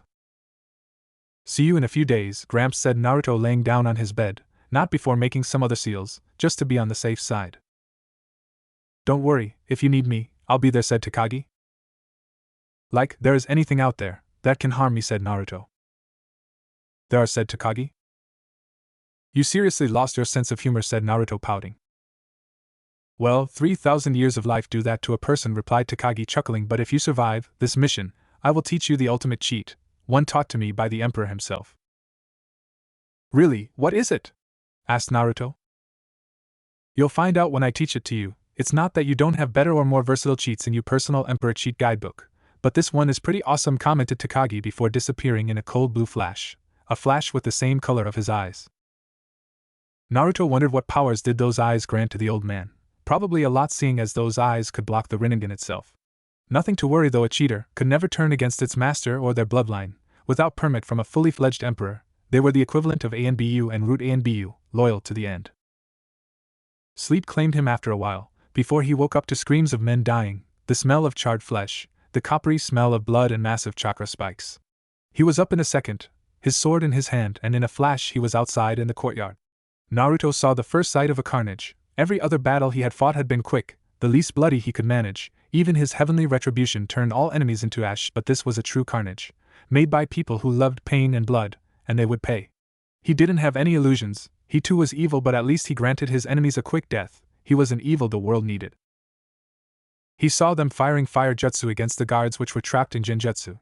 He stopped to use observe on his enemies, Kusuna LVL 38, Jitai LVL 34, Setsuna LVL 34, Shizuka LVL.34.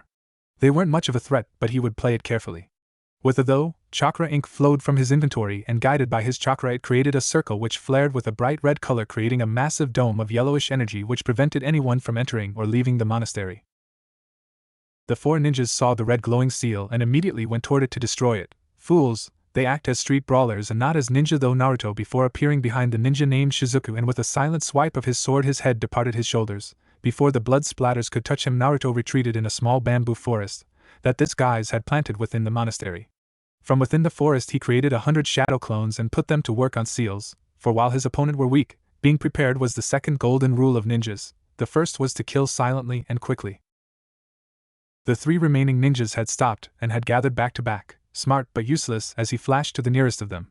His name was Jitai, and with a quick slash of his wind chakra-enhanced blade, he was now headless. The remaining 2 tried for the last time to reach the seal and destroy it so that they could escape, but it wasn't mean to be, as 2 pieces of paper appeared beneath their feet, and one of them produced a violet fire which engulfed and killed Setsuna, while the other piece of paper absorbed Kusuna, and with that the battle was over. Naruto walked over to the corpses of the 2 decapitated ninja and placed a piece of paper on their bodies. The papers glowed before burning themselves and the bodies leaving nothing beyond ashes, and at the same time filling Naruto's head with information regarding them. The information he got made him frown. The demon, or at least half of him anyways, had found a way to give them some of his power. No wonder they were acting so mindlessly.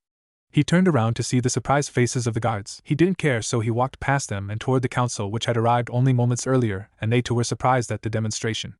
Though the yellowish dome of energy disappeared, some show of power was needed, especially if they were to trick Orochimaru into thinking that he was reckless and a show-off. "Did you enjoy the demonstration?" asked Naruto as he passed by them. He couldn't manage a smile, but he managed a weird grin. He had killed. What did they expect of him? He had just killed 3 men and was about to interrogate another. He didn't expect for an answer but walked past them. On his way to his room he saw the blonde girl hugging one of the guards and whispering something to him.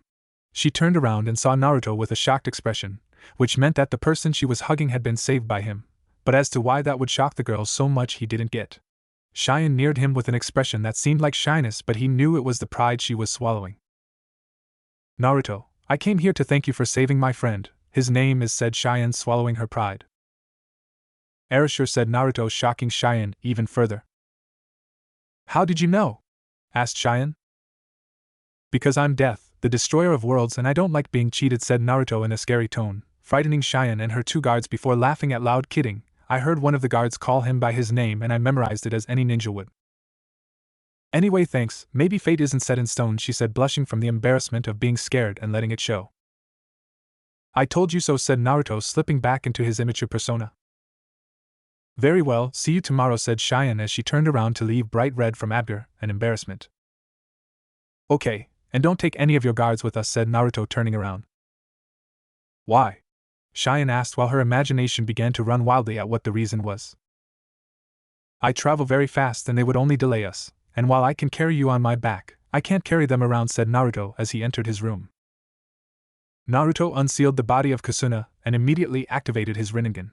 He placed his hand on Kusuna's forehead and activated his human path ability, Soul Worm. Immediately information entered his mind as the soul of Kusuna screamed in his hands. Not that anyone who hadn't the Rinnegan, or at least the Mangekyo Sharingan, would hear or see him. He let the soul go to the afterlife. He hadn't gotten much more information that with the rest of his team, even if he had used Soul Worm on him, the most advanced ability of the human path, that he knew anyway. It allowed him to extract the soul and absorb all of its knowledge and skills, but he couldn't do yet the skill part, and also it wasn't supposed to kill the person it was used on. Naruto disposed of the body with the seal that produced the purple flames. That thing was a lifesaver. It totally destroyed a single object. Unless the seal was modified for other purposes, it didn't release any smoke and it emitted no smell. Not even an Inuzuka dog could tell that a person was incinerated on that room. As he laid on the bed, his mind replayed on his match with Kakashi. He was awesome, he knew it, but still without his Rinnegan or the fur ball's chakra he was way below the S rank. Probably a low A rank, but even if Kakashi had abandoned his training completely, he would still be at least a high A rank. And when the match was over, he actually looked relieved. It had probably something to do with the stone army, golems to be more exact, but they didn't know it. They were just elaborate stone puppets, and it would be better if they kept thinking that, because that would mean that they would still hope that there was a hope to destroy them. In reality, they were lucky the demon was only half awake, otherwise the golem army would be invincible, by ninja means of course, and they would have lost by now. That meant the match was just a way to gauge his skills, and apparently he was pleased. Naruto suspected it had something to do with his Flying Thunder God amusement park. He had created it to compensate for his slow progress with the original Flying Thunder God. The technique practically allowed one to defeat even opponents as powerful as Madara or Hashirama Senju, but that was if you were a true master of it, and he wasn't. Hell, he doubted if his father had the necessary mastery over it. despite him being the one who transformed the jutsu from a kenjutsu support technique into a weapon of mass destruction. Naruto banished those thoughts and emptied his mind. This technique allowed his body to fall asleep faster and require 1 hour less sleep, as he though sleep claimed him in less than a minute after activating his semi-meditation state. His sleep was troubled by a dream that was remarkably similar to the vision that Cheyenne had told him about. He woke up in the morning drenched in sweat. A quick water jutsu in the backyard of the temple took care of that. He changed clothes to be more similar to the ones his father wore while in missions. It wasn't that he was trying to copy him or anything, but that outfit was the most suited when in operations that required stealth.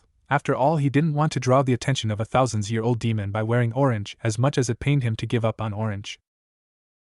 Cheyenne was waiting in the courtyard dressed in a white shirt, brown pants and a vanilla-colored coat. Flanking her were her loyal protector Teruho and the members of the council, which by the way were looking positively pissed off except for Yoshimura, and even she was a bit worried. "What is this travesty I have heard of?" boy spat a male member of the council. "What, you finally realize those robes you are wearing are a crime against all mankind's eyes?" asked Naruto nonchalantly. "Enough, you little," said the council member. "Enough, Takeda, stop this nonsense. He's a kid, for crying out loud, and you demand of him to behave according to a set of rules he doesn't even know," said Yoshimura in a stern voice that caused everyone present to flinch, Naruto included, "and to make it worse you treat him like he was your servant, when he is the one who will protect the high priestess. Show more respect." "Like he deserves it," said the now named Takeda, with a very low voice. "Did you say something, Takeda?" asked Yoshimura in an all-too-sweet voice. "And no, nothing," said Takeda quickly. "Well, that's settled then, young Naruto. You may now leave toward this destination," said Yoshimura in a neutral voice, and away from this moron, she added in a voice that only Naruto and Cheyenne heard. "Hop on," said Naruto, pointing to his back. With reluctance she hopped on Naruto's back, and she felt herself being tied by some invisible force into Naruto's back. Naruto immediately jumped across the wall of the temple and landed a few dozen meters away. Cheyenne shrieked from surprise, but after a few dozen other jumps like that she finally relaxed. While they were jumping across trees, Naruto couldn't shake the feeling that something bad was going to happen soon enough, and not one to ignore his sixth sense, he created a few hundred clones which quickly spread through the forest, sealing scrolls at ready for any emergency. Surprisingly, Cheyenne didn't ask any question but just stared at the clones for a moment before returning back to her brooding. Luckily his suspicion was proved wrong, and the day went on without a problem even when they crossed the border between the land of demons and the land of fangs. Her paused a couple of hours after they crossed the border. The sun was setting and the foliage of the forest was dense enough to hide them from the eyes of all but the most talented ninja, then in part to the seals he had placed around the campsite to prevent anyone from finding it. The seals worked as a subtle suggestion that told one to leave the area without properly checking it, and only those with the strongest willpower could go through them. Such a thing could only be done by an S-rank ninja and some high A rank, but even if they did pass through them he would know, and it would take him exactly 32 seconds to leave the camp together with the PRAR High Priestess in training and detonate a whole shit-lad of modified explosive tags. He unsealed 2 tents, and called some of his clones to help set the camp while he went to meditate and have a chat with the furball. He found a secluded place within a minute. It was a small excluded clearing, even more so than a normal clearing in the forest. In the middle there was a stump of a tree and a few flowers that he couldn't make out in the dim light offered from the moonlight that found its way through the dense foliage of the forest, and he couldn't bother to activate his observe just to find out their names. Naruto sat down on the tree stump in the lotus position and cleared his mind and willed himself to enter his mindscape. Once that was a tedious task. He couldn't stay still for long until he found out that because of his abnormally large reserves of chakra, so Takagi had given him some chakra storage seals to pour his extra chakra into them, allowing him to actually stay still for more than half an hour and to always have extra chakra in the far-fetched case he might be running low. He felt himself being pulled into his mindscape. The feeling wasn't bothersome in by itself, but for someone who was trying to access mental powers the feeling was quite unnatural, especially since he was training to project his mind outside of his body rather than inside. But the mindscape was the perfect place to evaluate your progress, as it contained what you had learned and even your reflexes, but he had learned to stay away from them. A week of getting tickled every time the wind blew over his skin had taught him that. His mindscape was designed after a giant mountain that never ended, filled with caves that held memories, things he had learned, skills, etc. That made it difficult for someone entering his mind to take control, especially as the mountain was always shifting and that stopped only when he was inside it. He quickly made its way to Kurama, or rather he willed himself there, since inside a mindscape will and thought were the only thing that mattered. The cage looked the same as ever, though if you looked inside you would notice that the space was limitless and filled with stuff that the fox liked, not that you could tell, since Kurama knew a trick to make the scene blurry when you looked upon them. Kurama appeared right in front of him and stretched his hand attempting to capture and probably squeeze Naruto. Yeah, nice one Kurama, but we both know you love me too much to actually do that, said Naruto in a bored voice while sporting a small smile. That's disappointing considering that you used to jump away when I did that, replied Kurama, chuckling. Yeah, that was like a million years ago, answered Naruto a bit flustered. Not that much, a few months actually, replied Kurama, laughing at the expression on his face. So what you came here for? I feel something coming, said Naruto, slipping into serious mode. I do too, but don't worry, you can survive it, said Kurama. After all, the most powerful of the tailed beasts is going to help you. Still insisting on this matter, you're not the most powerful of the tailed beasts, said Naruto, seriously annoyed. I challenge you to find a tailed beast more powerful than me, boasted Kurama. Let me think, said Naruto with a wicked grin plastered on his face. The Ten Tails original form, Thursday Rin of the Flaming Tails. Do you still want me to continue? Thursday Rin doesn't count, he is a demon, not a tailed beast, pouted Kurama. He counts, being made of chakra, check, has many tails, check, is an arrogant bastard, check, replied Naruto, his grin threatening to rip his face apart. Hey, I am not an arrogant bastard, exclaimed Kurama. Yet, and I am Kami, answered Naruto. Whatever, if you wanted to know if I will help you, then yes, now leave all but, roared Kurama. Sore loser, said Naruto. I am not, replied Kurama as Naruto fully vanished. You are, echoed the voice of Naruto. Cheeky brat, muttered Kurama with a foxy grin. Naruto woke up from his trance and nodded to his clones to dispel. He returned to camp and entered his tent without talking to Cheyenne. Seriously, she was worse than Neji and Sasuke combined, and that was saying something. He didn't need to sleep that much, but he still needed to be at full strength for whatever was coming, and he wasn't talking about the demon. He was a minor nuisance for someone that was a seal master and had his powers but know something else was after them, and he had a feeling that he wanted to prepare himself for whatever was about to come. He woke pretty early and started to pack everything. After he had packed everything except the tent in which Cheyenne was sleeping, he created a dozen clones and went to warm up a bit. When he returned, he saw Cheyenne sitting in the middle of the clones, and when they dispelled, he learned she had gone through a fit when she learned he hadn't woken her up and that he had left her with some meager copies. You are seriously annoying, said Naruto, as he threw over his shoulder and took off. Let me down, you ignorant peasant, screamed Cheyenne.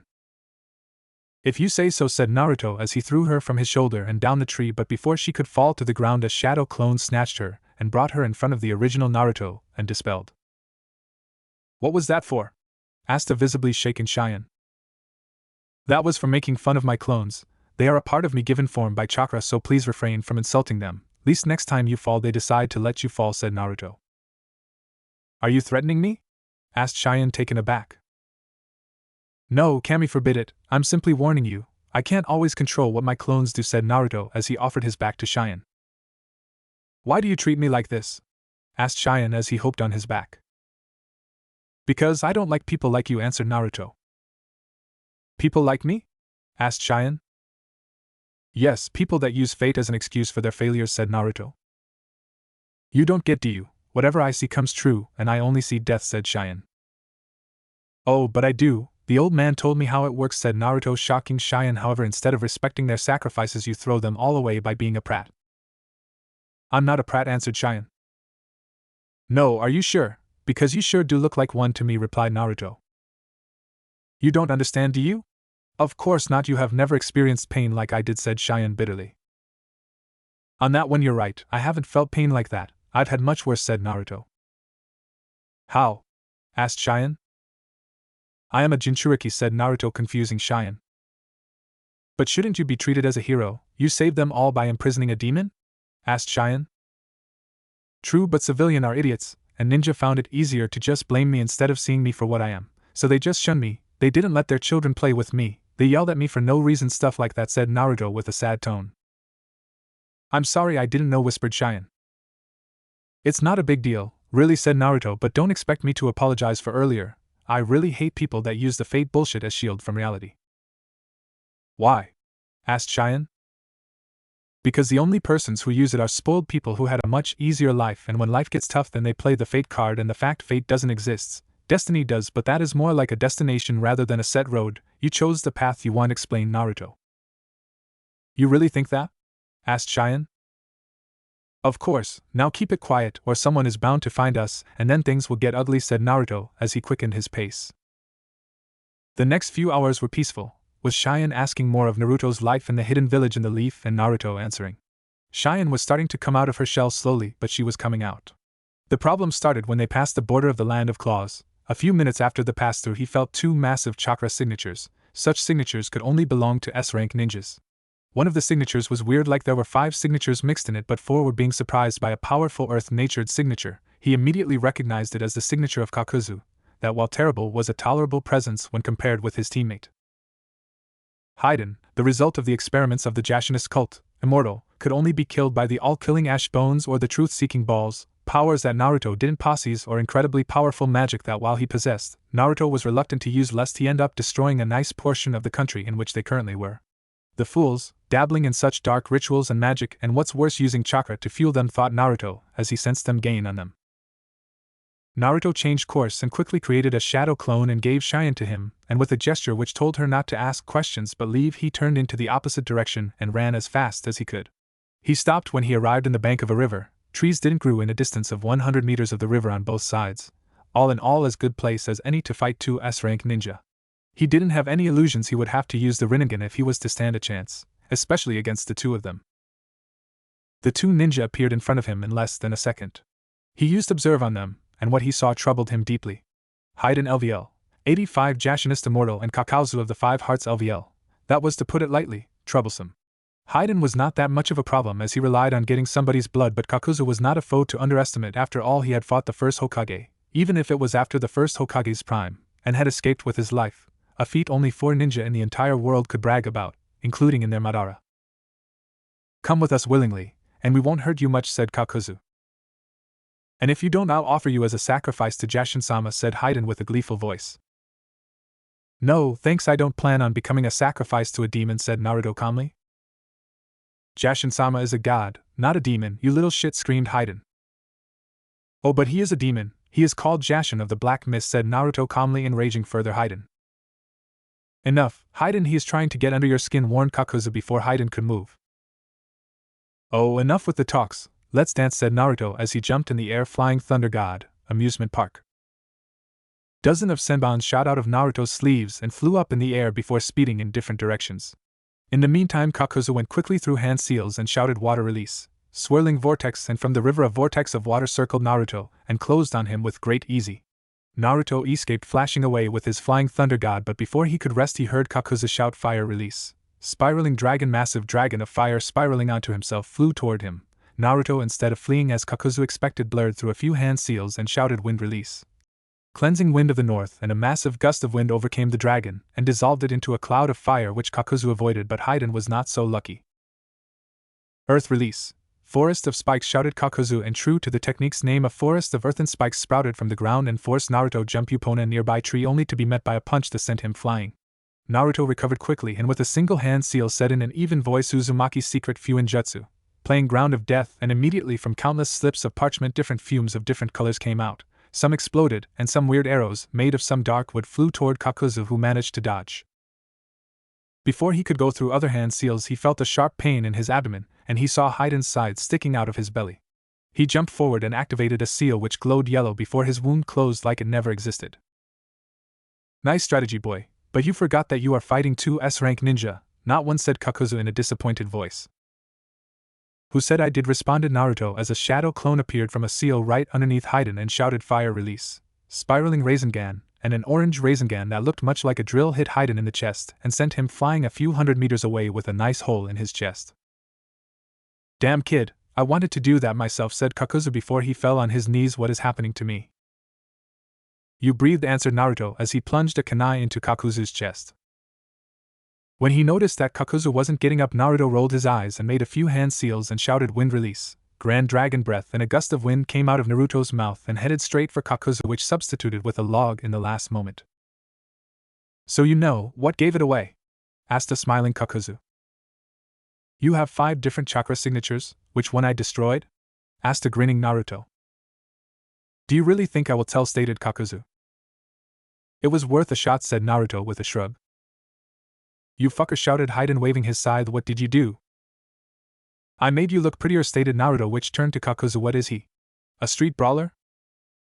You know I ask that to myself every day, said Kakuzu before speeding toward Naruto, which simply flashed behind Haiden and cut his head off. Before he could shove an explosive tag into Haiden's head, a black whip hit Naruto in the back and sent him flying. However, before crashing into a tree, Naruto flashed right behind Kakuzu and crashed into him with the momentum of his hit, and before Kakuzu could recover, he flashed away again. Kakuzu got up quickly, accidentally shoving a mouthful of dirt into Haiden's mouth, and speed toward Naruto again. Naruto speed toward him only to flash away in the last moment, and appeared behind Kakuzu, but he found his kunai blocked by a black whip and a punch coming his way. He flashed away, leaving the kunai in the whip, and when he reappeared he found his kunai traveling toward him, which he dodged before he made a simple hand seal and said Uzumaki Barrier. Toxic Death Barrier. Around Kakuzu a dome of energy appeared, and the dome was quickly filled with toxic gas. The gas disappeared after a minute or so, only to see that Kakuzu was standing there unaffected and with his senses telling him he hadn't lost another heart. He silently cursed as he settled into the ragging whirlpool, a fighting stance designed to fight an opponent that was one superior in brute strength and hopefully give him an edge against him, when he felt Kakuzu's chakra spike in surprise and fear. He immediately turned around to see a blade coming toward him, and he flashed away to a tree in the opposite part of the clearing his battle had created, and what he saw made his heart plummet. There, standing in the tree exactly opposite to him, was Orochimaru, wielding the legendary Kusanagi. "What do you want, Orochimaru?" asked Kakuzu. "Cuckoo, is that a way to greet a friend?" responded Orochimaru. "You little fucker, I'll cut you into little ribbons and offer you to Jashin-sama," said Haiden, trying to cut Orochimaru with his scythe, only for him to sidestep him, and with a swipe to cut him in two. "Now that the pleasantries are out of the way, leave," ordered Orochimaru in a tone which sent shivers down Naruto's spine. "Why should we do that?" asked Kakuzu, preparing himself for a fight. "Because you like your little form of immortality, you know, Kakuzu. There's a way to destroy all your 5 hearts at once, and I know it, and then Haiden, I know that technique," said Orochimaru, making both ninja afraid and making Naruto wonder if there was another jutsu that could kill Haiden, as the 2 ways he knew required the Rinnegan, which Orochimaru didn't have. "You're lying," stuttered Haiden, taking a step away from Orochimaru. "You want to bet?" said Orochimaru, getting into a fighting stance. "Come, Haiden, we're leaving, it's not worth," said Kakuzu as he joined a now stitched up Haiden and left. "They're nice boys," taunted Orochimaru with a creepy smile. "What do you want?" asked Naruto. "Isn't that obvious?" retorted Orochimaru. "The 9 tails?" replied Naruto. "Stop feigning to be stupid and brash. I saw through your act the moment I laid eyes on you," snarled Orochimaru. "Now answer me, what do I want?" "To test my flying thunder god," answered Naruto. "True, to an extent. I also want to see the progress of the son of the only ninja to both defeat me and outsmart me," said Orochimaru in an excited tone of woe. "Jiraiya still kicks your ass," retorted Naruto.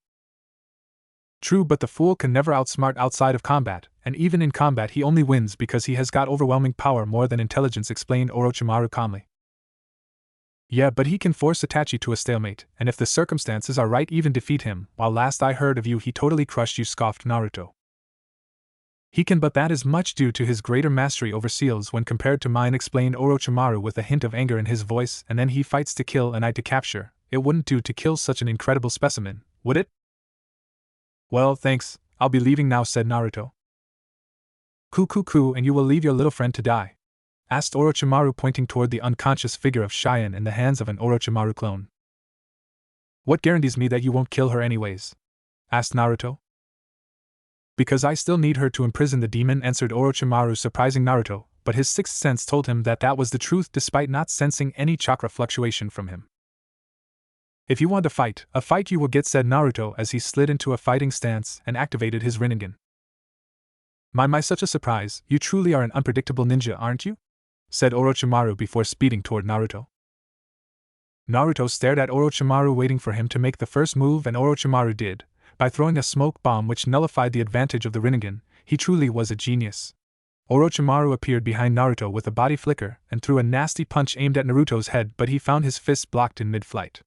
Naruto turned around and threw a few explosive tags at Orochimaru and then disappeared with a body flicker just before the tags exploded. Orochimaru, having the speed and reflexes of an S-rank ninja, escaped with a body flicker as well, only to find the place where he dropped out of the body flicker littered with imploding tags. He disappeared again in a body flicker and then turned to see Naruto standing a few meters from him. "You're good, but such tricks won't work on me," Orochimaru shouted as the noise that the tags going off made hearing a bit hard. Perhaps, but I was just testing you, said Naruto nonchalantly before he disappeared in a flash of yellow. He appeared in the left side of Orochimaru, who, having expected Naruto to appear behind him, had launched a kick right behind him, and procced to stab Orochimaru in his arm. He had initially tried to stab him in the kidney, but he had reacted too quickly, and the kunai had only stabbed his arm. Naruto flashed again, but this time to a more remote location, preparing himself for a battle he couldn't win. Although he had a lot of speed and strength, the most powerful bloodline limit ever and the most feared assassination technique, in an upgraded version, he could at most delay him and hope for Takagi to arrive. Orochimaru didn't stay idle but quickly flashed through hand seals and said earth release, crushing earth wave, and immediately a large wave of earth rose from the ground and proceeded to increase in size, and then it fell down to the ground beneath. With a big explosion, an area of a few hundreds meters around Orochimaru was torn apart. Naruto had survived using Kamui and teleporting to a different dimension, but he knew he would be vulnerable when he returned, so he decided to make a big entrance. Orochimaru jumped and turned back when he felt the pressure gather behind his back, just like when Tobi decided to drop by and he saw two different Narutos running toward him and yelling wind release, Rashuriken, and fire release, spiraling Rasengan, and when the two attacks converged, the yelled collaboration technique, Flaming Doombringer. The giant flaming shuriken flew toward Orochimaru, breaking the sound barrier, and then collided, exploding into a massive dome of pure fiery destruction. Orochimaru felt a thrill run down his spine as he barely made a substitution jutsu with a nearby log. He would have used one a bit farther, but somehow there were none. Work of the boy, no doubt, though. Orochimaru, as he felt the fiery backlash of the jutsu used by Naruto slam into him and almost incinerate him, but he would survive. He wouldn't fall to him no matter how powerful he was already. Only when he would get to the level of his father, only then would he give him the pleasure to actually free him of his earthly vessel. Clutching at his carbonized arm, his body littered with second and third degree burns, Orochimaru stood in the edge of the crater formed by the attack and broke down in a maniac laughter. Well, it seems that you have inherited something more of your father other than looks, said Orochimaru. What can I say? Kicking your ass runs in the family, said Naruto as he prepared an almighty push. Indeed, but let's see how you handle this, said Orochimaru as he shed his skin and came out of his own mouth in full health. That's gross, but then considering your experiments, this is normal for you, said Naruto as his eyes brimmed with pure power ready to be unleashed. Instead of answering, Orochimaru lunged forward but was instead met with two words that made his blood run cold: almighty push, and an unstoppable wave of force slammed into him, only for Orochimaru to turn into mud, and then he turned around in time to dodge a kick aimed at his head. How foolish of you to waste such a technique. Now you will need 5 minutes before you will be capable of using it again, said Orochimaru as he flashed through hand seals and said wind release, razor arrow, and what looked like a transparent arrow of air headed for Naruto. That would be correct if I was not a true master of the Rinnegan, said Naruto with a smirk, and then he said almighty push, and a massive gravitational force negated the attack of the Sannin, and then slammed into him, throwing him a few dozens meters away and totally annihilating every tree in that distance. What Naruto said to Orochimaru was true, but that wasn't what he did, because for every use of the almighty push before a 1-minute cooldown, for someone that has a natural Rinnegan, its cost went up by 5%, and while he had chakra to burn, he didn't have that much. Instead, he simply released only a fraction of the true power of the almighty push, having anticipated such a move, and then released the rest when the true Orochimaru tried to attack him. He saw the health bar of the Sannin drop dangerously low and flash red. Such was the power of the almighty push used by a true heir of the Rinnegan, but he didn't let his guard down, and he was proven right when the snake Sannin shed his skin once more, and he noted that his chakra bar dropped by another 10% of his original chakra capacity. He was being pushed back. He knew it, but he wasn't going to give Orochimaru the pleasure of acting like a headless chicken. Naruto hated Orochimaru with every fiber of his being. He had killed his grandfather figure, and he had tried to destroy Konoha even more times than just the invasion. He knew that from his father, or more exactly his father's tether to the mortal plane. Minato Namikaze had been a man who did everything for a reason, but not even him anticipated that someone the level of Takagi, made of the remnants of his chakra a tether to allow him temporary respite from being in the Shinigami's stomach and allow him to impart his knowledge to his heir, that being the only reason he could use the Flying Thunder God at all. Orochimaru had once had the chance to have Minato as his pupil but had passed him in favor of another team, one that had a so-called prodigy. During the Third Shinobi World War, Orochimaru had come to regret missing the chance to shape him, as he showed himself as literally the greatest ninja ever produced from Konoha, and it was expected of him to achieve a level equal or surpassing that of the likes of Madara Uchiha or Hashirama Senju, and he would have had he not died in an effort to stop a fragment of a primordial.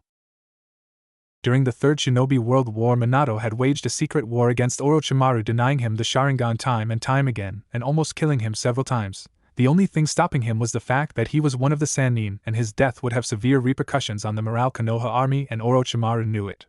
During this time, Orochimaru arranged for Minato to meet his future rival, and his brother Killer be accompanied by another borderline S-rank ninja from Kumo in hopes of getting him killed while eliminating serious threats against Konoha and his future plans.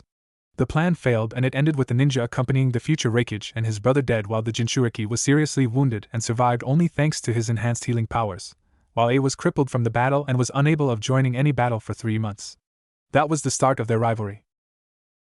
Upon his return, he casually strolled in the village and foiled 3 different plots from Orochimaru to gain the Sharingan.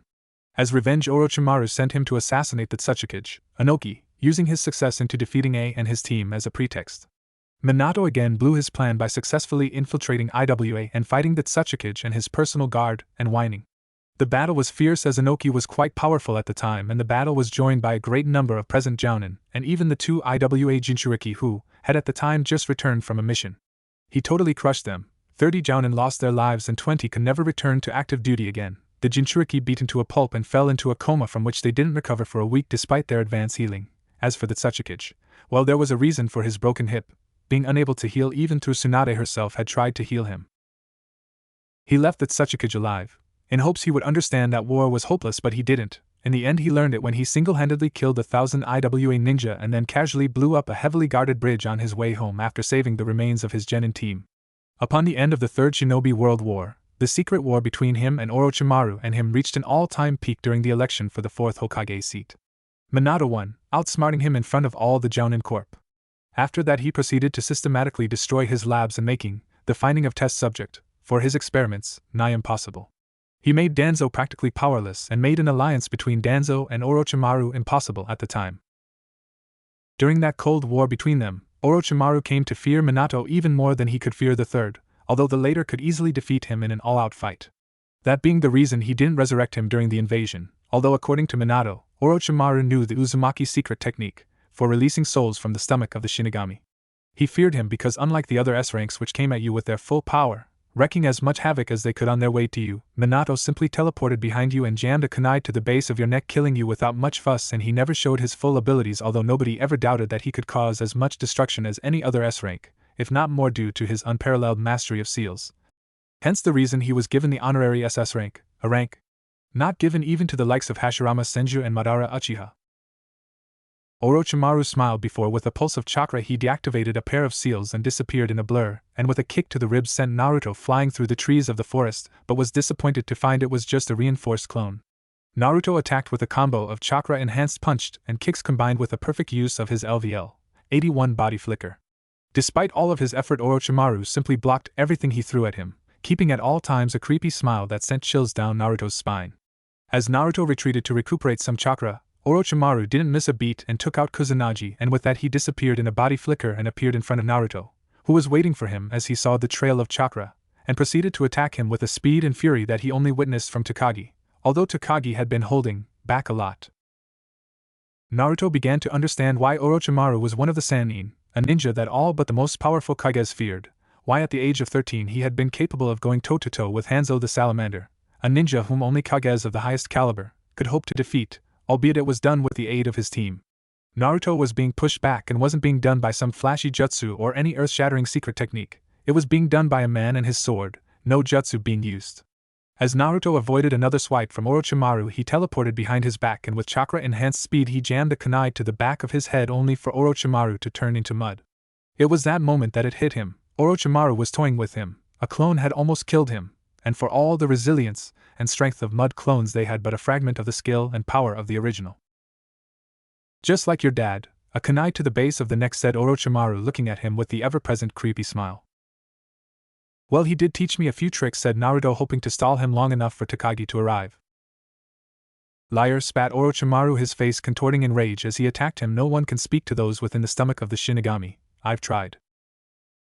I guess you aren't as good as you think, said Naruto nonchalantly, even as he struggled against Orochimaru's assault. Even in his enraged state, his swordplay and situational awareness was flawless. Cuckoo, to think that you made me lose my composure, said Orochimaru, slipping into his calmer attitude after giving Naruto a particularly nasty cut to his abdomen which caused 500 damage and gave him a Kusanagi poison status, but in a second or two it would disappear thanks to Kurama. Well, Dad always said that you had a soft spot for him, said Naruto as he avoided the definitively deadlier sword swipes. So how did you do it? Asked Orochimaru, increasing the intensity of his attacks. What was chakra meant to do by the Sage of Six Paths? Asked Naruto, teleporting around him in a flurry of yellow flashes and giving him a few deep cuts that made his health bar drop to 3/4. Damn, he was resilient. How am I supposed to know that? That's unfair, pouted Orochimaru as launched a volley of snakes toward Naruto, but his eyes gained a calculative look. Liar, you know that very well, as the power of the white snake is partially Nishu, said Naruto, dodging a volley of snakes. Cuckoo, you really do know your stuff. Well, pleasantries aside, where the hell did you find a large enough chakra sample to create such a connection to him? Asked Orochimaru, intrigued. That's for me to know and for you to duck, said Naruto as a blur flew toward Orochimaru, and he was slammed into the ground by an Azura Path enhanced clone. Orochimaru easily dispatched the Azura Path enhanced clone, and then with a single hand seal he unleashed Wind Release, Great Breakthrough, and sent an unprepared Naruto sailing through the trees of the surrounding forest, or what was left of it anyway. Naruto felt his broken bones, and he knew he had to do this if he wanted to survive long enough. With a though, he activated his three-tailed Kyuubi cloak and he felt his strength and speed increase by a factor of 20, although that didn't translate in his stats being multiplied by that number, as your strength could grow 100-fold, and yet you gained only a few stat points. Using his newfound speed and strength, he attacked Orochimaru, who for the first time in the fight took the defensive. Despite his enhanced speed and strength, he found himself unable to breach through his defense. The snake Sannin was too damn agile for a hit to land on him, even though he was his superior in raw speed and strength terms. After a few minutes, Naruto managed to pin Orochimaru to the ground and prepared to eviscerate him, but was rewarded with a seal to the gut. Naruto fell to the ground, and on the way down he analyzed the seal. It wasn't like anything he knew, meaning it was a personalized seal. If he did have any time, he could have easily picked it apart and undone it, but he was out of time, so there was only one thing he could do. He did a few hand seals and whispered Celestial Release, Sky Guard Eternal Armor, and was immediately wrapped in the azure armor just before the Kusanagi came down on his neck. The blade sank down to the middle of the ethereal armor's neck and even drew blood from Naruto. Naruto didn't stop there, but using his Predapath he drew from the natural energy of the land around him, and even Orochimaru stopped to stare at the transformation of the armor. The color of the armor changed to a deeper shade of azure. It also gained 6 azure wings, and all over the armor stripes of shining violet color spread into a mesmerizing pattern.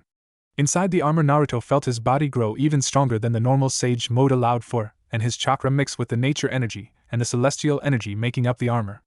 With a smirk, he saw a table appear before him. Time to seal destruction, 243 min. Another advantage of the celestial sage mode was that it destroyed any and all seals placed on him upon its activation, well, all except for the seal imprisoning Kurama, since that was created by the death god. Orochimaru attacked with his maximum speed, but to Naruto it was like he was moving in slow motion and he dodged. He couldn't afford to get hit by the Kusanagi because it was a relic of his family, and the age before the empire fell, and it could cut through almost everything, even his celestial sage mode armor. With a quick spin he turned around and punched Orochimaru in the gut, sending him flying through many trees before stopping. Before Orochimaru could touch the ground, Naruto appeared above him and hit him with an axe kick, causing him to form a crater when he touched the ground. When Orochimaru got out of the crater, he shed his skin once more and smiled before his body exploded in a pile of snakes, and from it a giant white snake with Orochimaru's face on it and holding Kusanagi in his mouth came out. With a speed that was a great deal greater than before, he attacked Naruto and managed to score quite a few hits on his armor, leaving a few gashes that started to heal immediately after they were scored. For a few minutes the snake and the armored Naruto fought back and forth, but none gained the upper hand until Naruto's armor began to fade and Naruto fell to the ground exhausted. With a quick motion the snake hit Naruto with his tail and sent him flying, and when he touched the ground he formed a crater. The snake collected all the other smaller snakes, and it reformed back into the human form of Orochimaru. Brandishing his sword, Orochimaru approached the prone form of Naruto. You pushed my ultimate form to its upper limits. Now I won't be able to use it for another 3 months, said as he kicked Naruto. Do you know how much it hurts to gather that much natural energy in that form? A lot, apparently, said Naruto, laughing while spitting blood from his mouth. Why are you laughing? Asked a curious Orochimaru. You're about to die. No, I'm not. You on the other hand are a dead man walking, said Naruto, laughing. What are you saying? Asked Orochimaru, trying to understand if he was bluffing or if was telling the truth. The Celestial Sage mode armor grants power surpassing that of the Rinnegan, although it does drain you of what stamina you have in the end. But the point is that I could have killed any time during our little fight, but I was asked to keep you alive, said Naruto. By who? Asked a troubled Orochimaru. By the man who has been watching us for the past 2 minutes, and who is currently behind you, said Naruto. Orochimaru made a quick turn and tried to swipe at Takagi, but he hit only empty air as Takagi ducked and then grabbed Orochimaru and threw him at a nearby tree, totally disintegrating it and a few other unfortunate trees standing in the way of Orochimaru's flight. Takagi disappeared in a blur and returned a few seconds later with a battered and bleeding Orochimaru. He let Orochimaru fall to the ground where he was bound by a few ethereal ropes, and he approached Naruto. That was foolish of you using a power with such drawbacks, said Kakashi, as he shared some of his energy with him, which caused Naruto to be fully re-energized. Well, he blocked my connection to the fur ball, and he was going to cut my head. So sorry for trying to live, said an irritated Naruto. That wouldn't have happened if you had become immortal, said Takagi. That wouldn't if you had given me permission to kill him, replied Naruto, not missing a beat. I need to learn something from him, and then according to what we learn we decide what to do, explained Takagi. What do you need from him? To learn of his soulless experiments, or how he planned the destruction of Konoha over and over again? Asked Naruto. I know what you feel. I too lost my family at a young age, so I can relate to your need for revenge, but we must not be ruled by emotions. I did that mistake once and I lost almost everything, said Takagi with sympathy in his voice. With a motion of his hand, the body of Orochimaru floated in the air right before them, and then Takagi spoke a string of words in a language lost to time, and Orochimaru's eyes fluttered open. Naruto knew the spell. It made lying impossible, lying to yourself and to others. That spell was one of the ultimate intrusions to privacy, but he squashed those thoughts, as though the man before him deserved it. How did you escape my sensory powers? They were at their peak during my transformation, asked the weary Orochimaru. I have my ways, answered Takagi cryptically. Now tell me the truth, why did you arrange the invasion? Because I needed to give the old man. He forced himself to stop by biting his tongue off. Well, this will be a bit harder than expected, but I have broken man's and demons way more resistant than you to my interrogation method, said Takagi as he focused his eyes on Orochimaru's eyes, and they glowed, and suddenly Orochimaru's eyes became a perfect replica of Takagi's eyes. You'll never get anything out of me, replied Orochimaru, almost breaking the connection between Takagi and him. I'm afraid that isn't the truth, and you'll see, said Takagi as he focused even more, and then after a few minutes he interrupted the connection and said, I see. You see nothing. All of you are blind, answered Orochimaru. You did all of that as an act of mercy, didn't you? Asked Takagi. Partially, but also because Konoha needed to be reminded of their decline since Minato was Hokage, replied Orochimaru against his wish. What mercy? How could you consider killing Gigi as mercy? Asked the distressed Naruto on the verge of tears. Is this reminder worth the life of hundreds who died because you couldn't stand the fact that the village was strong despite the fact that you weren't Hokage? Foolish boy. I don't think in terms of hundreds or thousands but of millions that would have died if Konoha showed any weakness, replied Orochimaru. Nobody is foolish enough to attack Konoha, answered Naruto. Right now, that's true, because my invasion showed that Konoha was still the strongest and that it took 2 resurrected Hokage and me to defeat the old monkey, and even then I suffered crippling injuries, answered Orochimaru. That is unfortunately true. Hiruzen was dying because of a rare disease, something not even Tsunade could heal, and that would have shown a moment of weakness to all when he would be rotting in a bed, and then the 4th Shinobi War would have begun, said Takagi. That can't be true, he must have planted those memories there. He can do that, said a tearful Naruto. There is no way he can deceive me. He is a few thousand years too young to do that, answered Takagi, and Naruto knew that to be the truth, but still he couldn't accept it. Listen, Naruto, I see in you the potential to surpass your father, but to do that you must become a man, not remain the boy that I now see before me. Do that and you will have the power to change the corruption and the disease that afflicts the shinobi world, said Orochimaru. Next up, you worshipped, for lack of a better word, Minato Namie's. Why? And don't give the he outsmarted me bullshit, said Takagi in a stern voice. He found a way to save the good in us all, to save the shinobi world from its own corruption, starting from the leaf, and he would have had he not died sealing the 9 tails, said Orochimaru. Do you not see? He found a way to do so without first destroying it, but now it's too late, and it must first be destroyed and then rebuilt to our image. Do you believe him? Asked Naruto. He can't lie, young one. It's hard to believe it, but it is the truth, said Takagi. What are you going to do now? He turned to Orochimaru. I'm going to die, replied Orochimaru. I mean, if I let you go, corrected Takagi. I will proceed with my plan, but do you flatter yourself thinking I will reveal it to you, said Orochimaru. Last question, why do you need the Sharingan, or more exactly its Magenkyo form, said Takagi. To set something or someone free, but as to who that someone is I won't tell, answered Orochimaru. No need to. I already know, said Takagi, freeing him. Leave now before I change my mind. With those words, Orochimaru disappeared in a body flicker and left Cheyenne unconscious on the ground. The two moved toward the unconscious blonde. Naruto was conflicted about what he learned today. He couldn't believe Orochimaru was one of the good guys, well, more like Grey, but until a few minutes ago he believed he was pure evil, but right now his world had been turned upside down.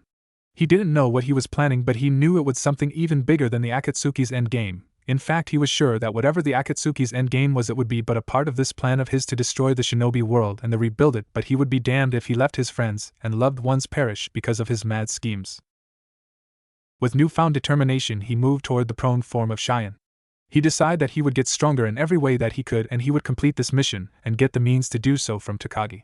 Orochimaru, your plan is not going to happen. Of that I swear on everything I love, for it is that what there is at stake, and so he totally ignored the new tabs that had appeared after the end of his battle with Orochimaru.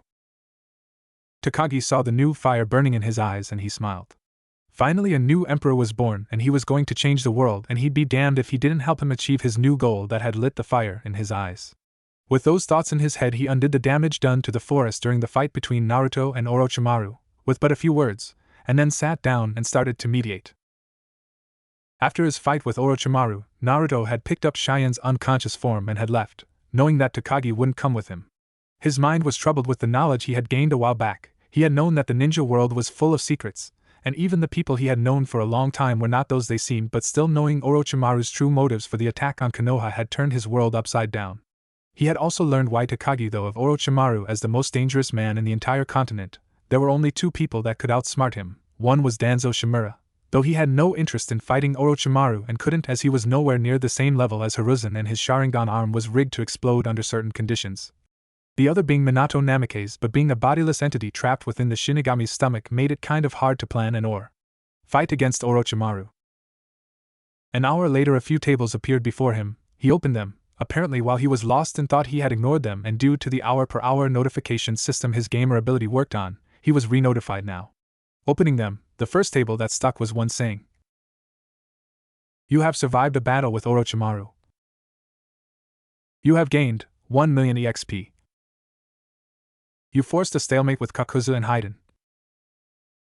You have gained 2,500,000 EXP. You have unlocked bonus boss Kakuzu. Haiden. You have unlocked the Emperor's Will 1 out of 5. The progenitor of the Will of Fire. When the Emperor decides to achieve a goal, there is nothing that will stop him from achieving it. From unlocking the Emperor's Will January 5th, you have received Royal Jade Necklace. Royal Jade Necklace, Heir of the Will. There are only 3 necklaces like this one. One can only be worn by a full-fledged emperor, one can only be worn by the heir of his will and by consequence his throne, and the last one is worn by the emperor's closest advisor and protector. It gives plus 10 vitality. It decreases damage from divine and demonic attacks by 50% when equipped. You have unlocked trait Protector 1/3. Your path lies in protecting others, and you draw strength from this mission. Allows for the player to fight even if his health is 1 and gives a plus 30% chance to avoid or inflict critical damage while protecting someone. From unlocking Protector trait January 3rd, you have received Heavenly Touch Crystal. Created from the jewelers of the gods themselves, this crystal allows one to mark a person with its energy, and when that person is in danger it teleports the holder of the crystal to the endangered person. It gives plus 3 wisdom and allows access to Heavenly Jump when equipped. Heavenly Jump. Type, Time-Space Technique. Consumes 0 CP/SC when Heavenly Touch Crystal is equipped. It allows for immediate transportation to a marked person, once that person has an active, mortal danger status. Congratulations, you have leveled up, plus 29 LVL. You are now LVL 85. Please distribute your newly gained 290 stat points, 870 attribute points and 15 merit points. Status page, said Naruto, and before his eyes a new page was opened before his eyes. Naruto Uzumaki. Class Gamer.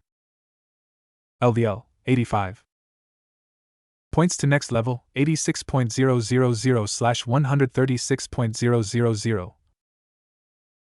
Age 16. Height 180 centimeters. Weight, 58.3 kilograms. HP, 14.700. Chakra points, 64.100. MP, 150.000. Kurama's CP. HP regeneration, 80 horsepower per second. Kurama's HP regen, 700 horsepower per second. Chakra points regeneration, 2.000 CP/section. Kurama's CP regen, CP/section. MP regen, 17.000. Energy, 131. Control, 100. Strength, 53. Speed, 115. Vitality, 91. Dexterity, 80. Intelligence, 151. Wisdom, 128. Luck, 100. Special status, Uzumaki and Namikaze Air, plus 10 intelligence, plus 15 vitality, plus 10 speed, plus 30% EXP in Fuinjutsu and technique creation, Jinchuriki, plus 100 horsepower, plus 100 CP for every new LVL. Trap Master, plus 10% to traps, and plus 10% to stealth. Stat points to allocate, 290. Wondering in what he should invest, he thought about investing more into wisdom, as it would help him understand jutsu, spells, rituals, etc. faster and easier, in addition to helping him figure out Orochimaru's plan. But then he was reminded that he couldn't increase his stats without investing points into them, and how Orochimaru totally owned him with his speed during their battle, so that showed him that he was still hopelessly outmatched by some high-level ninja when it came to the physical department, so he decided to make a more even split. Naruto Uzumaki. Class Gamer. LVL 85. Points to next level 86.000/136.000. Age 16. Height 180 centimeters. Weight 58.3 kilograms. HP 20.700 plus 1310. Chakra points 76.450. MP 170.000. Kurama's CP. HP regeneration, 114 horsepower per second, plus 6. Kurama's HP regen, 700 horsepower per second. Chakra points regeneration, 2.389 CP/section. Kurama's CP regen, CP/section. MP regen, 17.000. Energy, 151. Control, 120. Strength, 103. Speed, 165.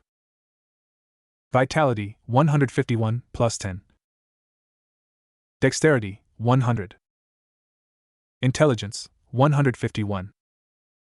Wisdom, 178, plus 3. Luck, 120. Special status, Uzumaki and Namikaze Air, plus 10 intelligence, plus 15 vitality, plus 10 speed, plus 30% EXP in Fuinjutsu and technique creation, Jinchuriki, plus 100 horsepower, plus 100 CP for every new LVL. Trap Master, plus 10% to traps, and plus 10% to stealth. Stat points to allocate 0. Attribute page said Naruto after he was done allocating his stat points, his body feeling a bit weird from his gamer ability, changing his body according to his new stats. Elemental manipulation. Wind 300/300 x3. Fire 275/300 x2. Earth 180/300. Lightning 210/300.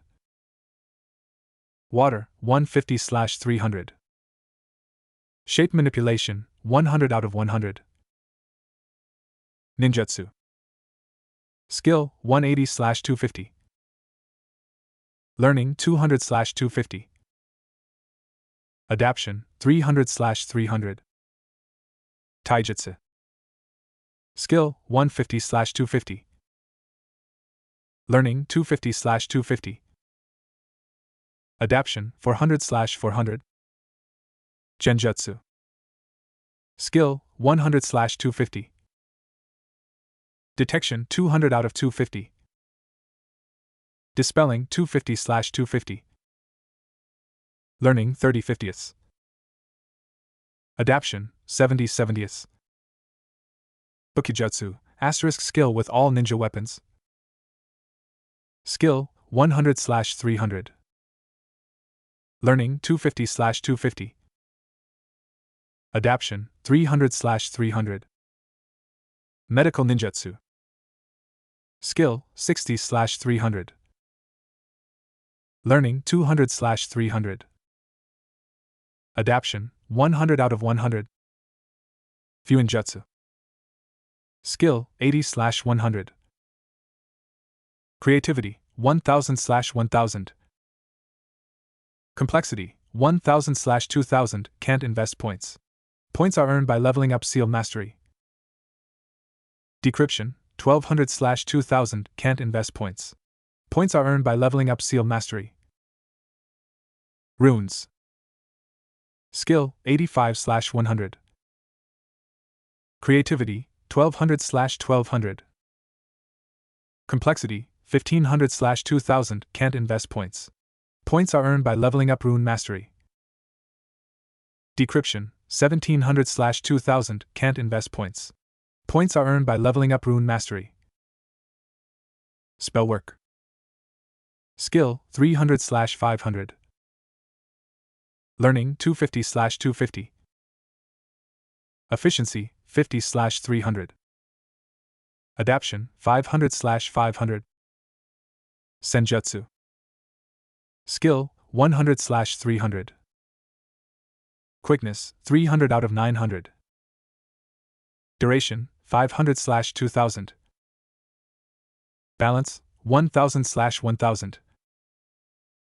Adaption 400/1000. Can't invest points.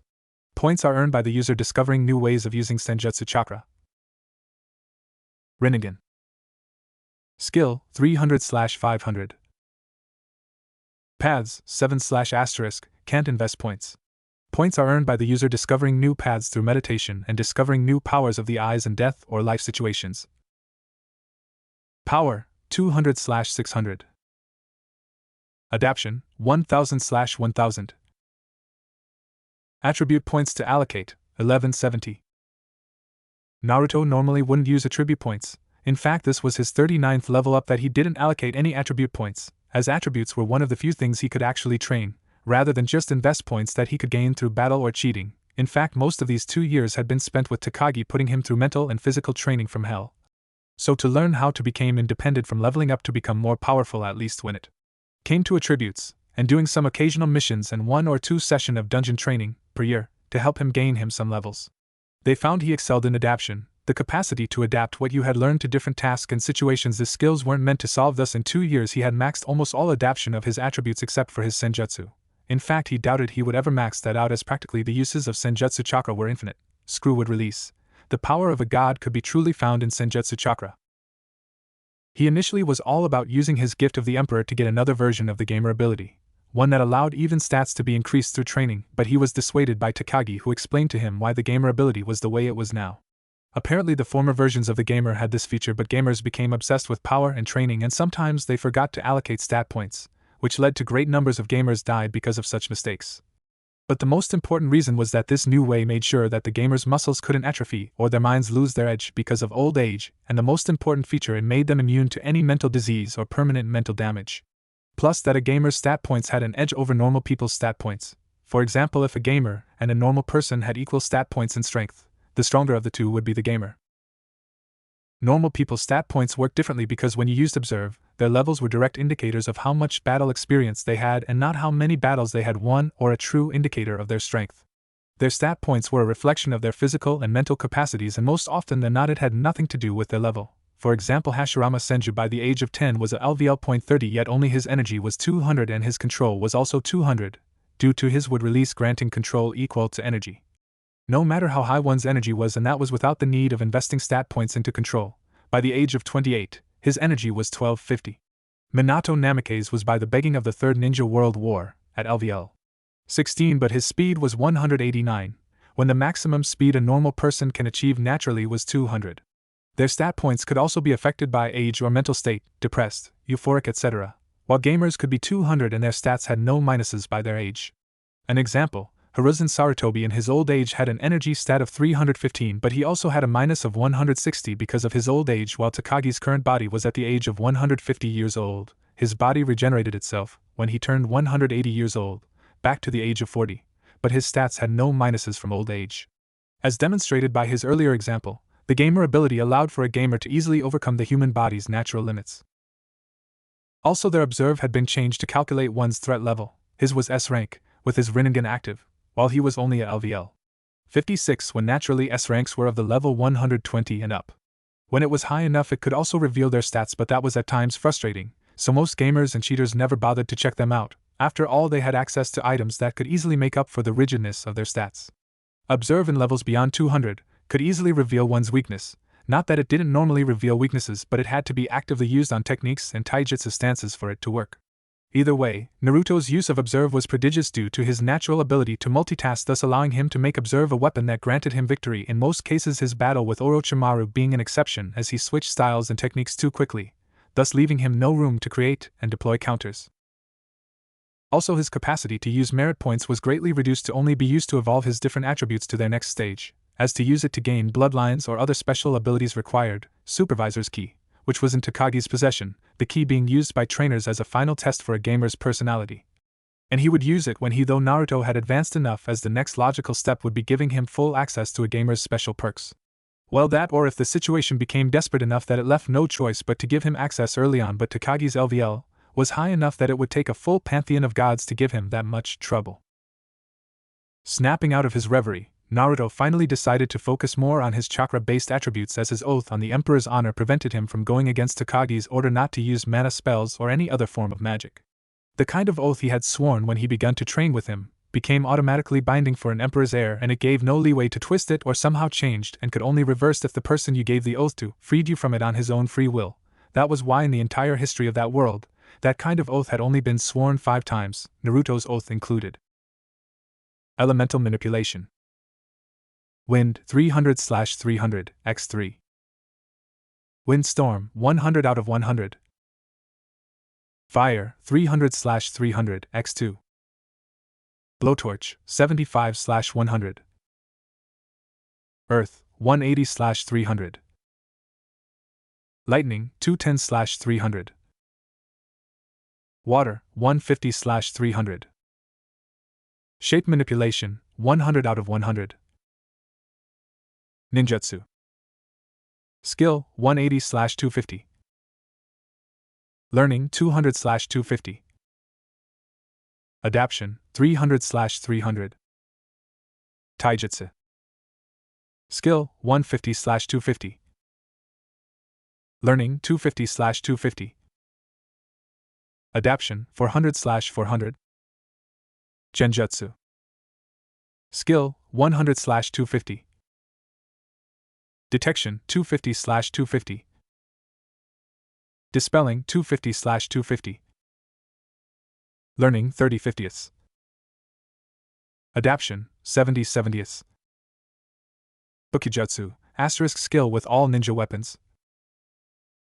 Skill 100/300. Learning 250/250. Adaption 300/300. Medical Ninjutsu. Skill 260/300. Learning 200/300.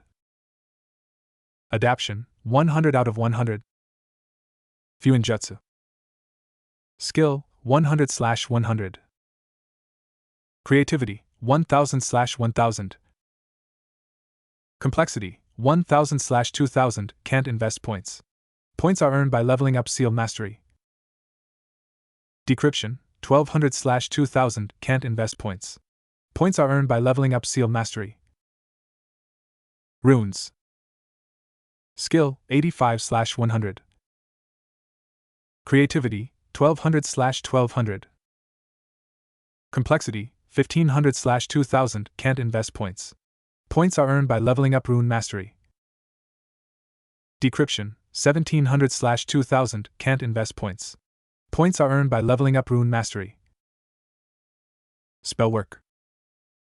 Skill 300/500. Learning 250/250. Efficiency 50/300. Adaption 500/500. Senjutsu. Skill 300/300. Quickness 500 out of 900. Duration 500/2000. Balance 1000/1000. Adaption 400/1000. Can't invest points. Points are earned by the user discovering new ways of using Senjutsu chakra. Rinnegan. Skill 500/500. Paths 7/**. Can't invest points. Points are earned by the user discovering new paths through meditation and discovering new powers of the eyes in death or life situations.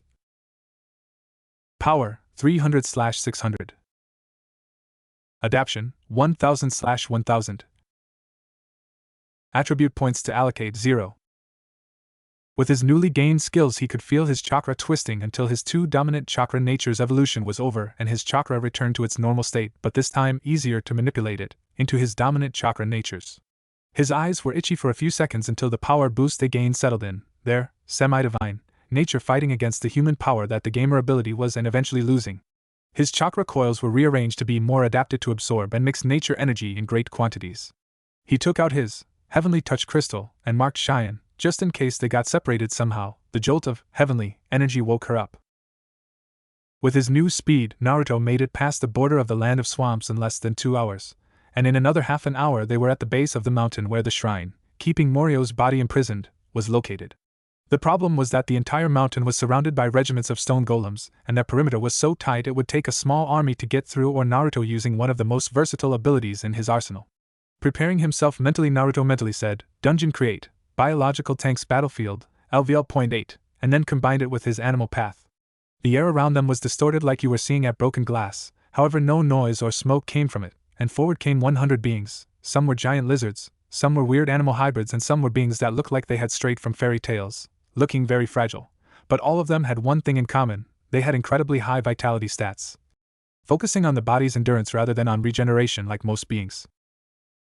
Their combined mental might slammed against his mental walls with the force of a hurricane, destroying most of them. His mindscape was on fire. The entire mountain was burning in a massive cloud of fire as 100 shadows stood in the sky overlooking the destruction and fueling it further by their willpower. A battle in a mindscape was a battle between beings that were literally omnipotent, as that mattered in there were willpower and thought, but the advantage was always on the defender as the battle was being fought on his own home turf. However, this wasn't the case, as having to fight over 100 other beings, all with incredibly strong will of their own, was practically a lost fight for all but those people with the strongest will. Naruto's will was unbreakable, but even that was being put to the test as his normally indestructible resolve was dissolving, as was his mindscape. In a few minutes the mountain was gone. All that was left were an endless void, Kurama's cage, and a bright sphere of light representing Naruto's willpower.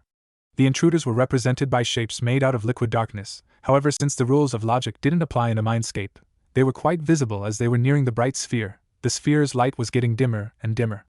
Naruto couldn't fathom being defeated in a battle of wills. Even his dark persona had accepted his own inferiority when compared to Naruto's willpower, right before they became one, and yet now he was being pushed back within the representation of his willpower.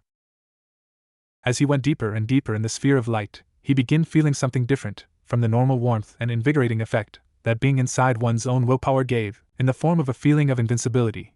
Not like the feeling one got when he used narcotics or was under the effect of a genjutsu, but something primordial within oneself that assured him that he wouldn't be defeated, not within his mindscape, not even outside it. He recognized it quickly. It was the power of the Emperor's will, the willpower that helped his ancestors stand against gods, primordials, and all other sorts of beings that eluded human comprehension and laugh in their face as they grabbed victory against all odds. The newfound power within him obeyed him with eagerness, to show the intruders that they were facing a scion of the House Otsutsuki, a being that would not bow in the face of gods, let alone some upstart beings that were more beast than rational beings. With an explosion of light, the sphere expanded. In its wake, the mindscape was being reformed anew. The form of the intruders were retreating quickly, their instincts alerting them of the presence of a power that went beyond them, the potential of mankind made reality. In the real world, only seconds had passed as Naruto's eyes shot open, his Rinnegan glowing in the semi-darkness that the shade of the forest provided. All the summoned beings' eyes shot open too, the Rinnegan reflected on their eyes.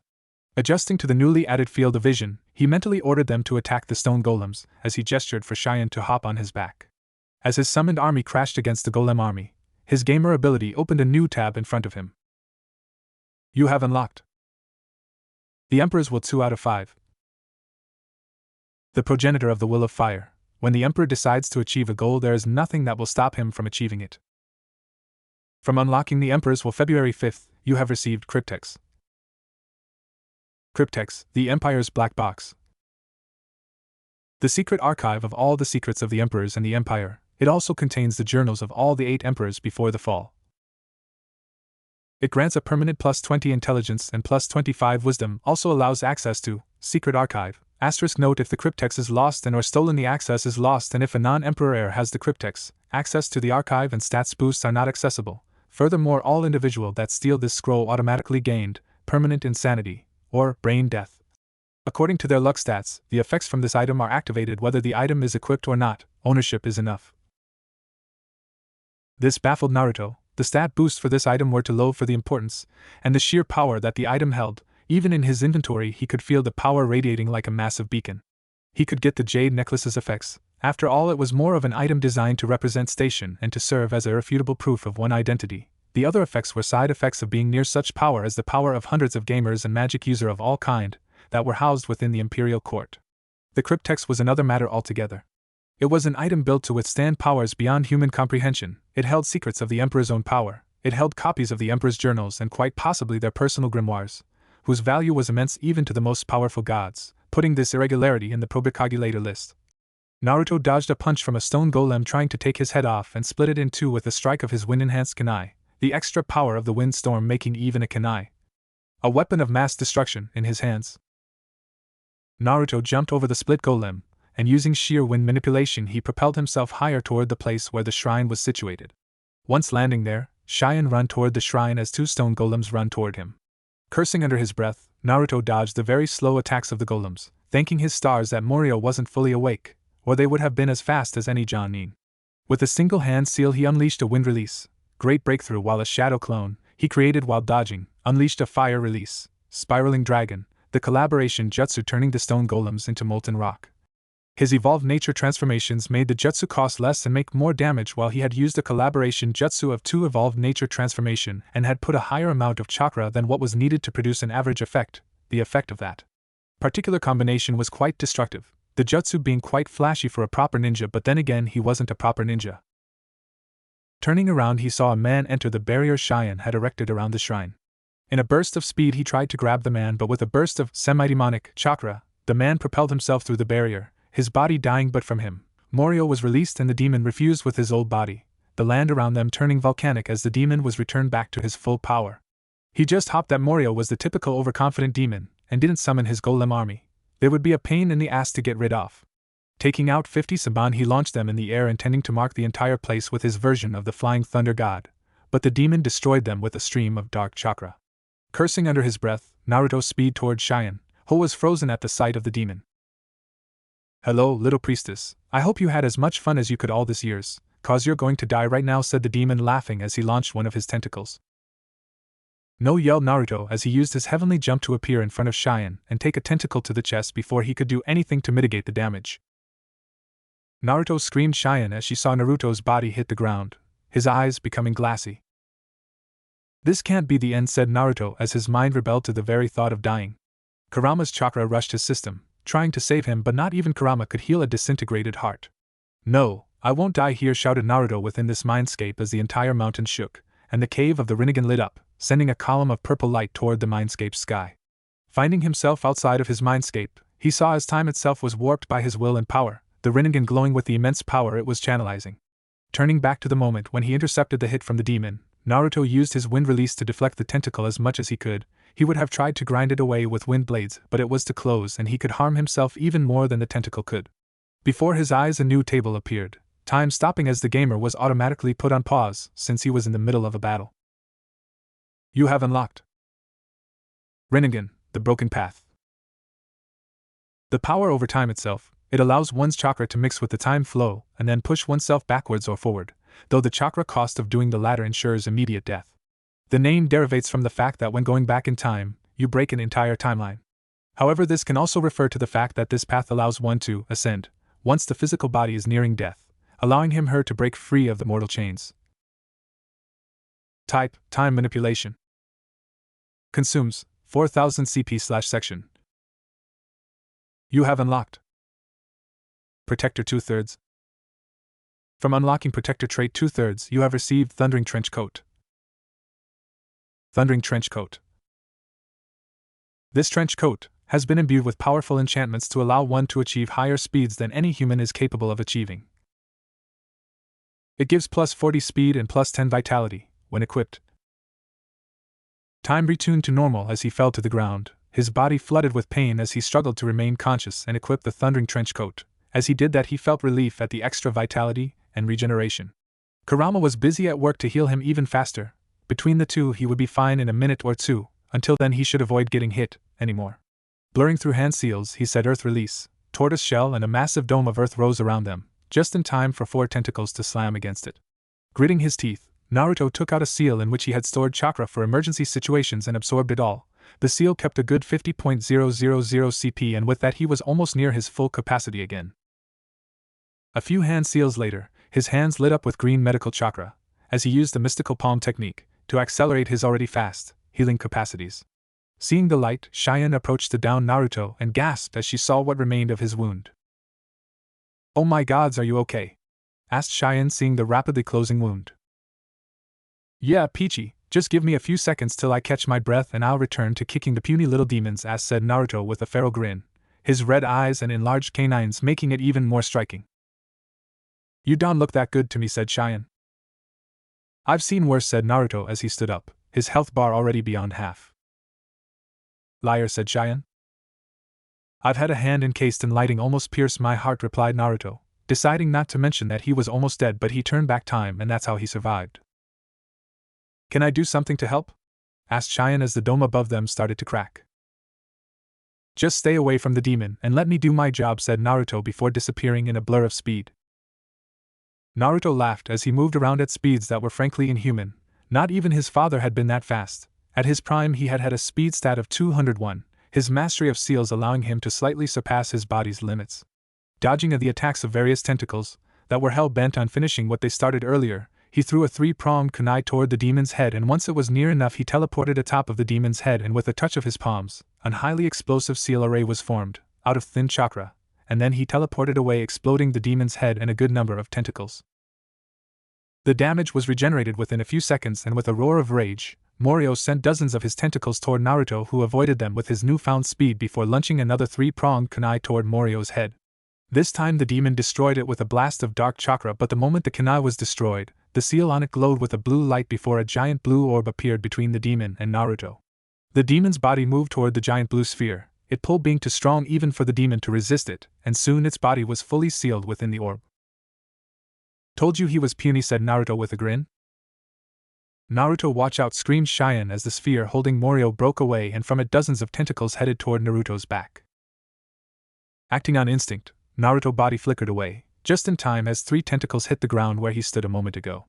The emotion that Cheyenne felt seeing Naruto almost die caused the seal her mother had placed upon her to break away, unlocking her special chakra. With her new power, Cheyenne headed toward Morio, intending to sacrifice herself in the massive explosion of her special chakra, taking Morio down with her. As she prepared herself to do that, Naruto appeared beside her in a flash of yellow light, grabbing her hand before flashing away. "What do you think you're doing?" asked Naruto. "Destroying Morio," replied Cheyenne. "It is my duty as priestess, nobody else can." "We'll do this together," said Naruto, forming a Rasengan in his right hand. "How, all your techniques are useless?" asked Cheyenne. "Fueled only by my chakra, yes. Add your chakra to the equation, and you got one big Morio-ass kicker Rasengan on your hands," said Naruto. "Really?" asked Cheyenne disbelievingly. "Yes, now push you damn chakra in here," said Naruto, moving his Rasengan toward her. Obeying, Cheyenne pushed her chakra in the Rasengan, causing it to change in color and grow in size, partially because of her chakra and partially because Naruto pushed more of his in the mix. In a flash they were teleported right above Morio's head and slammed the new Rasengan in his head, causing a massive explosion that completely obliterated Morio's body and spirit, the holy chakra Cheyenne having a highly destructive effect on the demon's energies and physical form. The backlash from Morio's destruction turned the mountain in which they were standing into a volcano. Naruto teleported them outside, at the base of the mountain where his summons were standing still, awaiting further orders as the golems had ceased to function once Morio was destroyed. With a pulse of chakra the beings disappeared, his instant dungeon disappearing as well. After doing that Naruto sat down on a nearby tree stump. His regeneration wasn't fully finished and his chakra reserves were near depletion again. One demon down, good work Prat, said Naruto with a grin. I'm not a prat, you little blonde, trailed off Cheyenne, not finding a proper name to call Naruto. Demon suggested, Naruto smiling. You're impossible, said Cheyenne sitting near to him. I know, but if I wasn't then I wouldn't be me, replied Naruto. You're wrong, said Cheyenne. About what? Asked Naruto. Morio isn't truly destroyed, this form yes, but he'll reform again and try to destroy the world again, said Cheyenne wistfully, and I need to continue the line of priestess that will continue to suppress Morio, and demons like him. Will you help me in doing so? Gladly, but I'm afraid that we can't have a relationship, said Naruto laughing, not one that will work either way. Why? Asked Cheyenne. Because I am an S-rank, one who possesses the legendary Rinnegan. I'll be forced to marry many women, and even if I only married one, I would still have to have children with many women, to produce as many children that can inherit my potential and my bloodline, of course, explained Naruto. But can't you choose? I mean, you're very strong, the strongest ninja I have ever met? Asked Cheyenne. Nope, even the likes of Hashirama Senju and Madara Uchiha didn't have a choice, replied Naruto, omitting the part in which all emperors were forced to have a small harem, seeing as they rarely produced any children. In fact, the most fertile emperor was the fourth, and he had 4 children, and that guy had 80 wives and concubines. I'm not good at sharing, said Cheyenne. None is, replied Naruto, still we can remain friends. I'll drop by time after time to have a chat. I'd like that, said Cheyenne. Good, now Takagi, stop spying and come down here, said Naruto to the forest behind their backs. You have gotten better, commented Takagi, ready for another heavenly transportation? No, I have marked the palace with Flying Thunder God marker, so no luck in making me vomit this time, answered Naruto, sticking his tongue out to Takagi. Stats at the end of this chapter, EXP gained from defeating Morio not included. Naruto Uzumaki. Class, Gamer. LVL, 85. Points to next level, 86.000/136.000. Age 16. Height, 180 centimeters. Weight, 58.3 kilograms. HP, 20.700, plus 2,620. Chakra points, 76.450. MP, 170.000. Kurama's CP. HP regeneration, 114 horsepower per second, plus 11.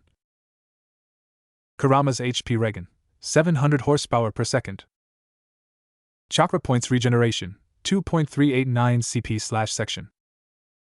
Kurama's CP regen. CP/section. MP regen. 17.000. Energy, 151. Control, 120. Strength, 103. Speed, 165, plus 40, equals 205.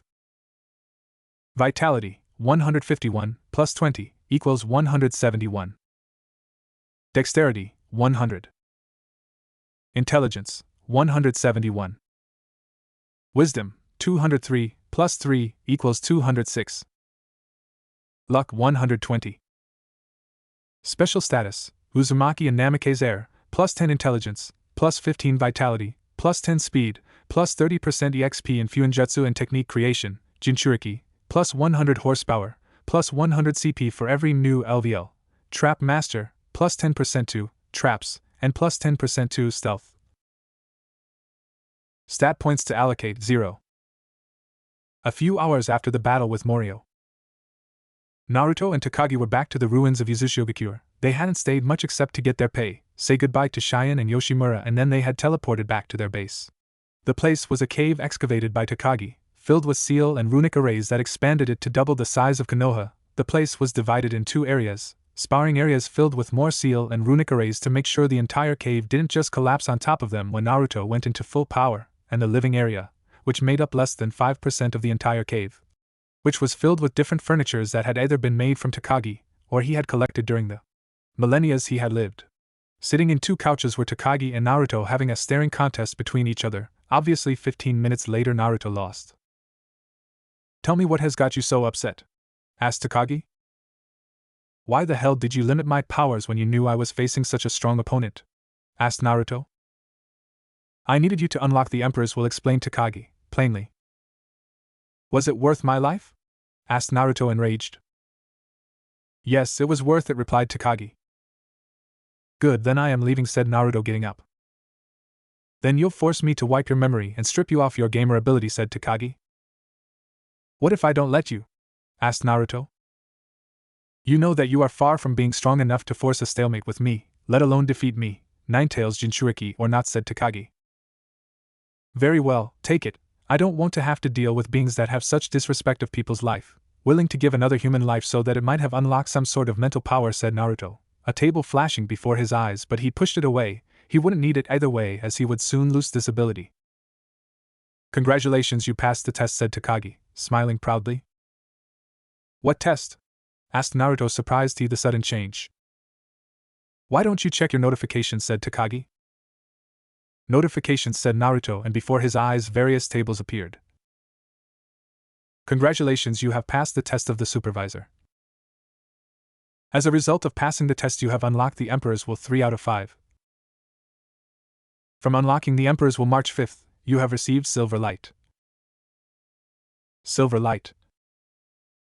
A staff made entirely out of silver. Once it belonged to a god killed by the first Empress, to protect humanity. This staff is a symbol of the Imperial Bloodline's oath to protect humanity. It gives plus 50 energy, plus 50 control, and plus 30 luck when equipped. You have defeated Morio. You have gained 6.000.000 Rio. You have gained level of the enemy plus 3000000 EXP. Damage dealt plus 3000000 EXP. Damage received 1 million EXP. Total 5 million EXP. You have leveled up, plus 33. You are now LVL 118. Please distribute your newly gained 330 stat points, 990 attribute points, and 16 merit points. "What the hell," said Naruto. "Sorry, but it is the last test, to see if you are really worthy of being handed the full power of the gamers, and in your case to test your willingness to protect all mankind, even if that means giving up on your powers," explained Takagi. "You didn't trust?" asked Naruto, disappointed. "I did with all my being, but the test is a part of your training and every single emperor has gone through it, with the exception of the first empress, as she didn't have any supervisor," answered Takagi. "What now?" asked Naruto. "I free you from your oath," said Takagi, and Naruto felt a metaphysical weight lift off him. "That, and I'll give you this," continued Takagi, producing a black sphere, the same size of a teardrop. "Holy cow, that the supervisor's key," said Naruto after using observe on it. "Are you sure?" "Of course, I wouldn't have freed you from your oath and given you this if I wasn't," replied Takagi. "Orochimaru is toast," said Naruto. "Not exactly, he is deep in hiding. Finding him will be very hard even with the most powerful of our magic," said Takagi. "He'll come out sooner or later, I can wait," said Naruto. "No, you can't, our little encounter with him has put things into motion, faster than they should have been, so we will have to do damage checks," said Takagi. "What things?" asked Naruto. "Ask the Cryptex what the box of ultimate bliss is," said Takagi. "Okay, so you felt its power," said Naruto, taking out the Cryptex from his inventory. "Yes, it's hard to hide it from other gamers with great sensing abilities, but other creatures will never notice," explained Takagi. Naruto focused on the question he had and then pushed some of his mana into the Cryptex. The Cryptex was a cylinder, 15 centimeters long and with a diameter of 4 centimeters. On both sides it had handles made out of orichalcum and adamantine alloy. The cylinder itself was filled by rows and columns filled with eldritch symbols, that when translated could produce enough information to fill entire books.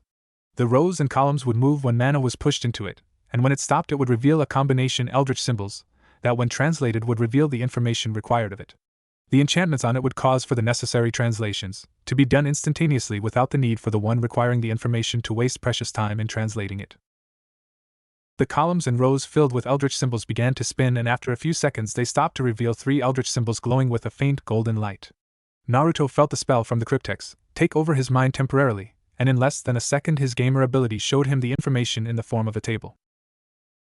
The Box of Ultimate Bliss is a weapon developed by gods to destroy mankind, after the first Empress and her army of gamers defeated them and erected a barrier preventing them from directly entering the human world. The box contains a construct of the gods, which has one sole purpose: to destroy all humans, when the construct is freed from the box. It was hidden in what is today Kusugakure but was eventually found by humans during the beginning of the era of chakra. Shit, said Naruto as he read the description. That only begins to describe it, said Takagi. So will I go there and destroy it? Asked Naruto. No, I will. It's too dangerous for you, especially if the gods who made it realize who you truly are and activate its self-destruct, said Takagi. That would be disastrous, said Naruto.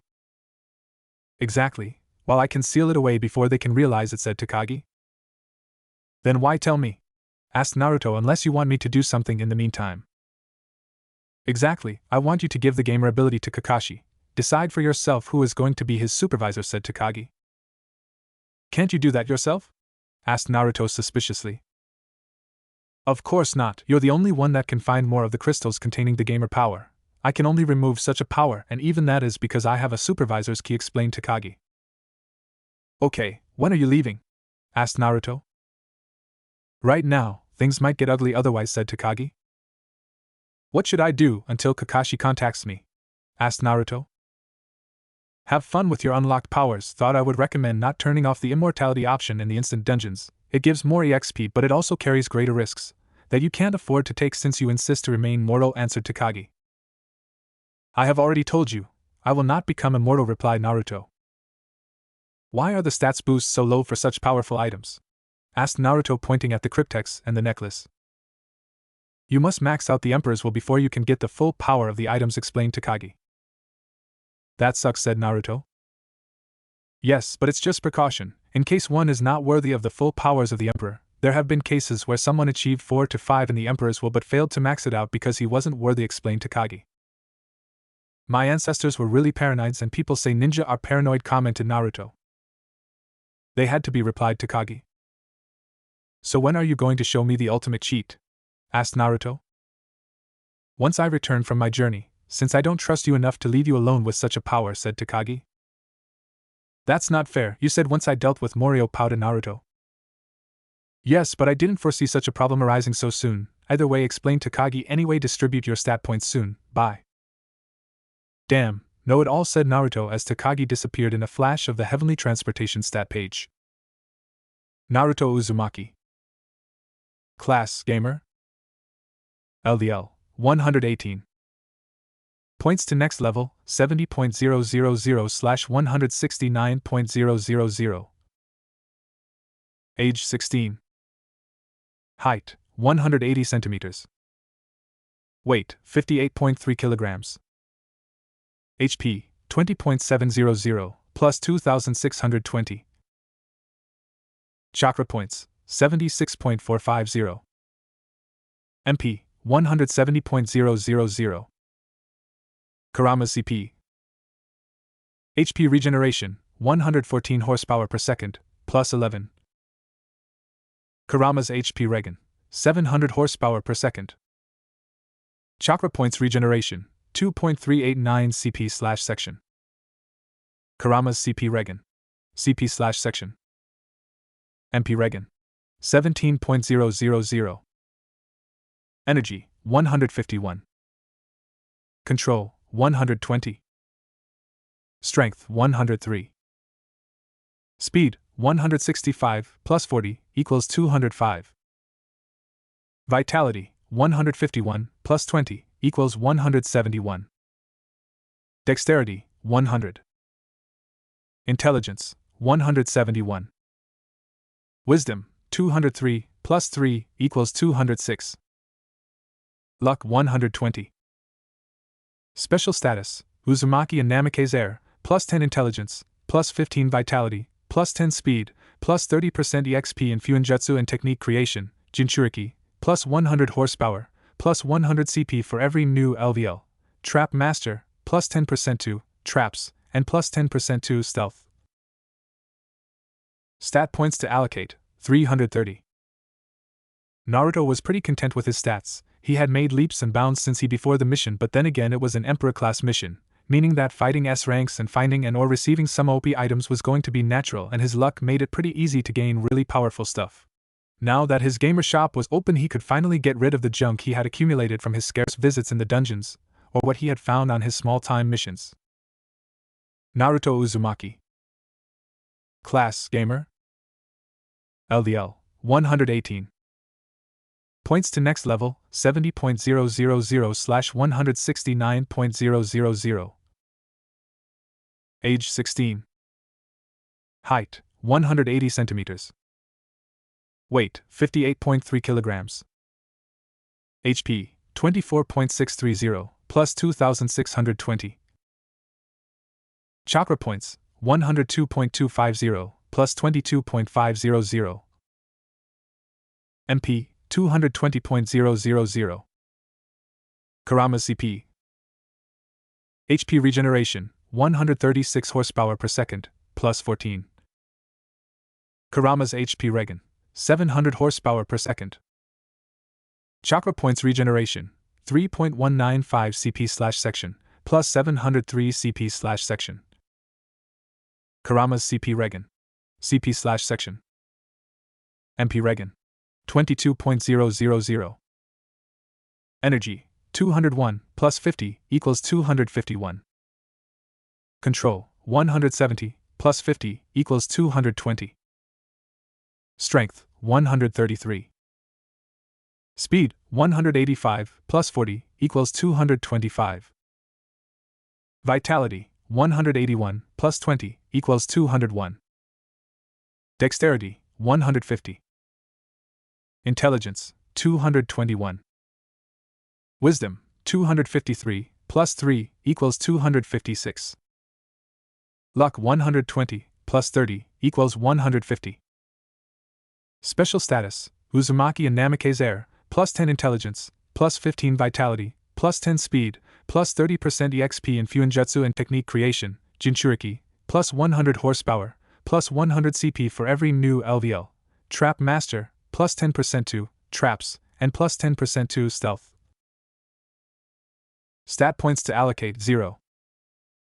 Attribute page said Naruto, his body and chakra coils adapting to the new changes brought by the increase in his stats. Elemental manipulation. Wind 300/300 x3. Windstorm 100 out of 100. Fire 300/300 x2. Blowtorch 75/100. Earth 180/300. Lightning 210/300. Water 150/300. Shape manipulation 100 out of 100. Ninjutsu. Skill 180/250. Learning 200/250. Adaption 300/300. Taijutsu. Skill 150/250. Learning 250/250. Adaption 400/400. Genjutsu. Skill 100/250. Detection 250/250. Dispelling 250/250. Learning 30/50ths. Adaption 70/70ths. Bukijutsu, asterisk skill with all ninja weapons. Skill 100/300. Learning 250/250. Adaption 300/300. Medical ninjutsu. Skill 260/300.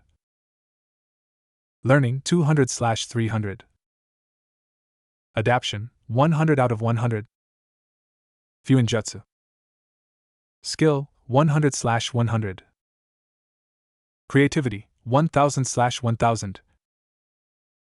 Complexity 1000/2000. Can't invest points. Points are earned by leveling up seal mastery. Decryption 1200/2000. Can't invest points. Points are earned by leveling up seal mastery. Runes. Skill 85/100. Creativity, 1200/1200. Complexity, 1500/2000. Can't invest points. Points are earned by leveling up rune mastery. Decryption, 1700/2000. Can't invest points. Points are earned by leveling up rune mastery. Spellwork. Skill, 300/500. Learning, 250/250. Efficiency, 50/300. Adaption, 500/500. Senjutsu. Skill, 300/300. Quickness, 500 out of 900. Duration, 500/2000. Balance, 1000/1000. Adaption, 400/1000. Can't invest points. Points are earned by the user discovering new ways of using Senjutsu chakra. Rinnegan. Skill, 500/500. Paths, 8/**. Can't invest points. Points are earned by the user discovering new paths through meditation and discovering new powers of the eyes in death or life situations. Power, 330/600. Adaption, 1000/1000. Attribute points to allocate, 990. Naruto was getting used to the fact that he could also use attribute points to make himself stronger, especially in some areas where to advance through training would take too long. He couldn't afford it, the world couldn't afford it. As Orochimaru would soon make the final adjustments to his plans, and the only way to stop him would be to be prepared to both fight him and unravel his plans at the same time, and it would take him years to be capable of that, by normal means. But he didn't have years, he had months at most.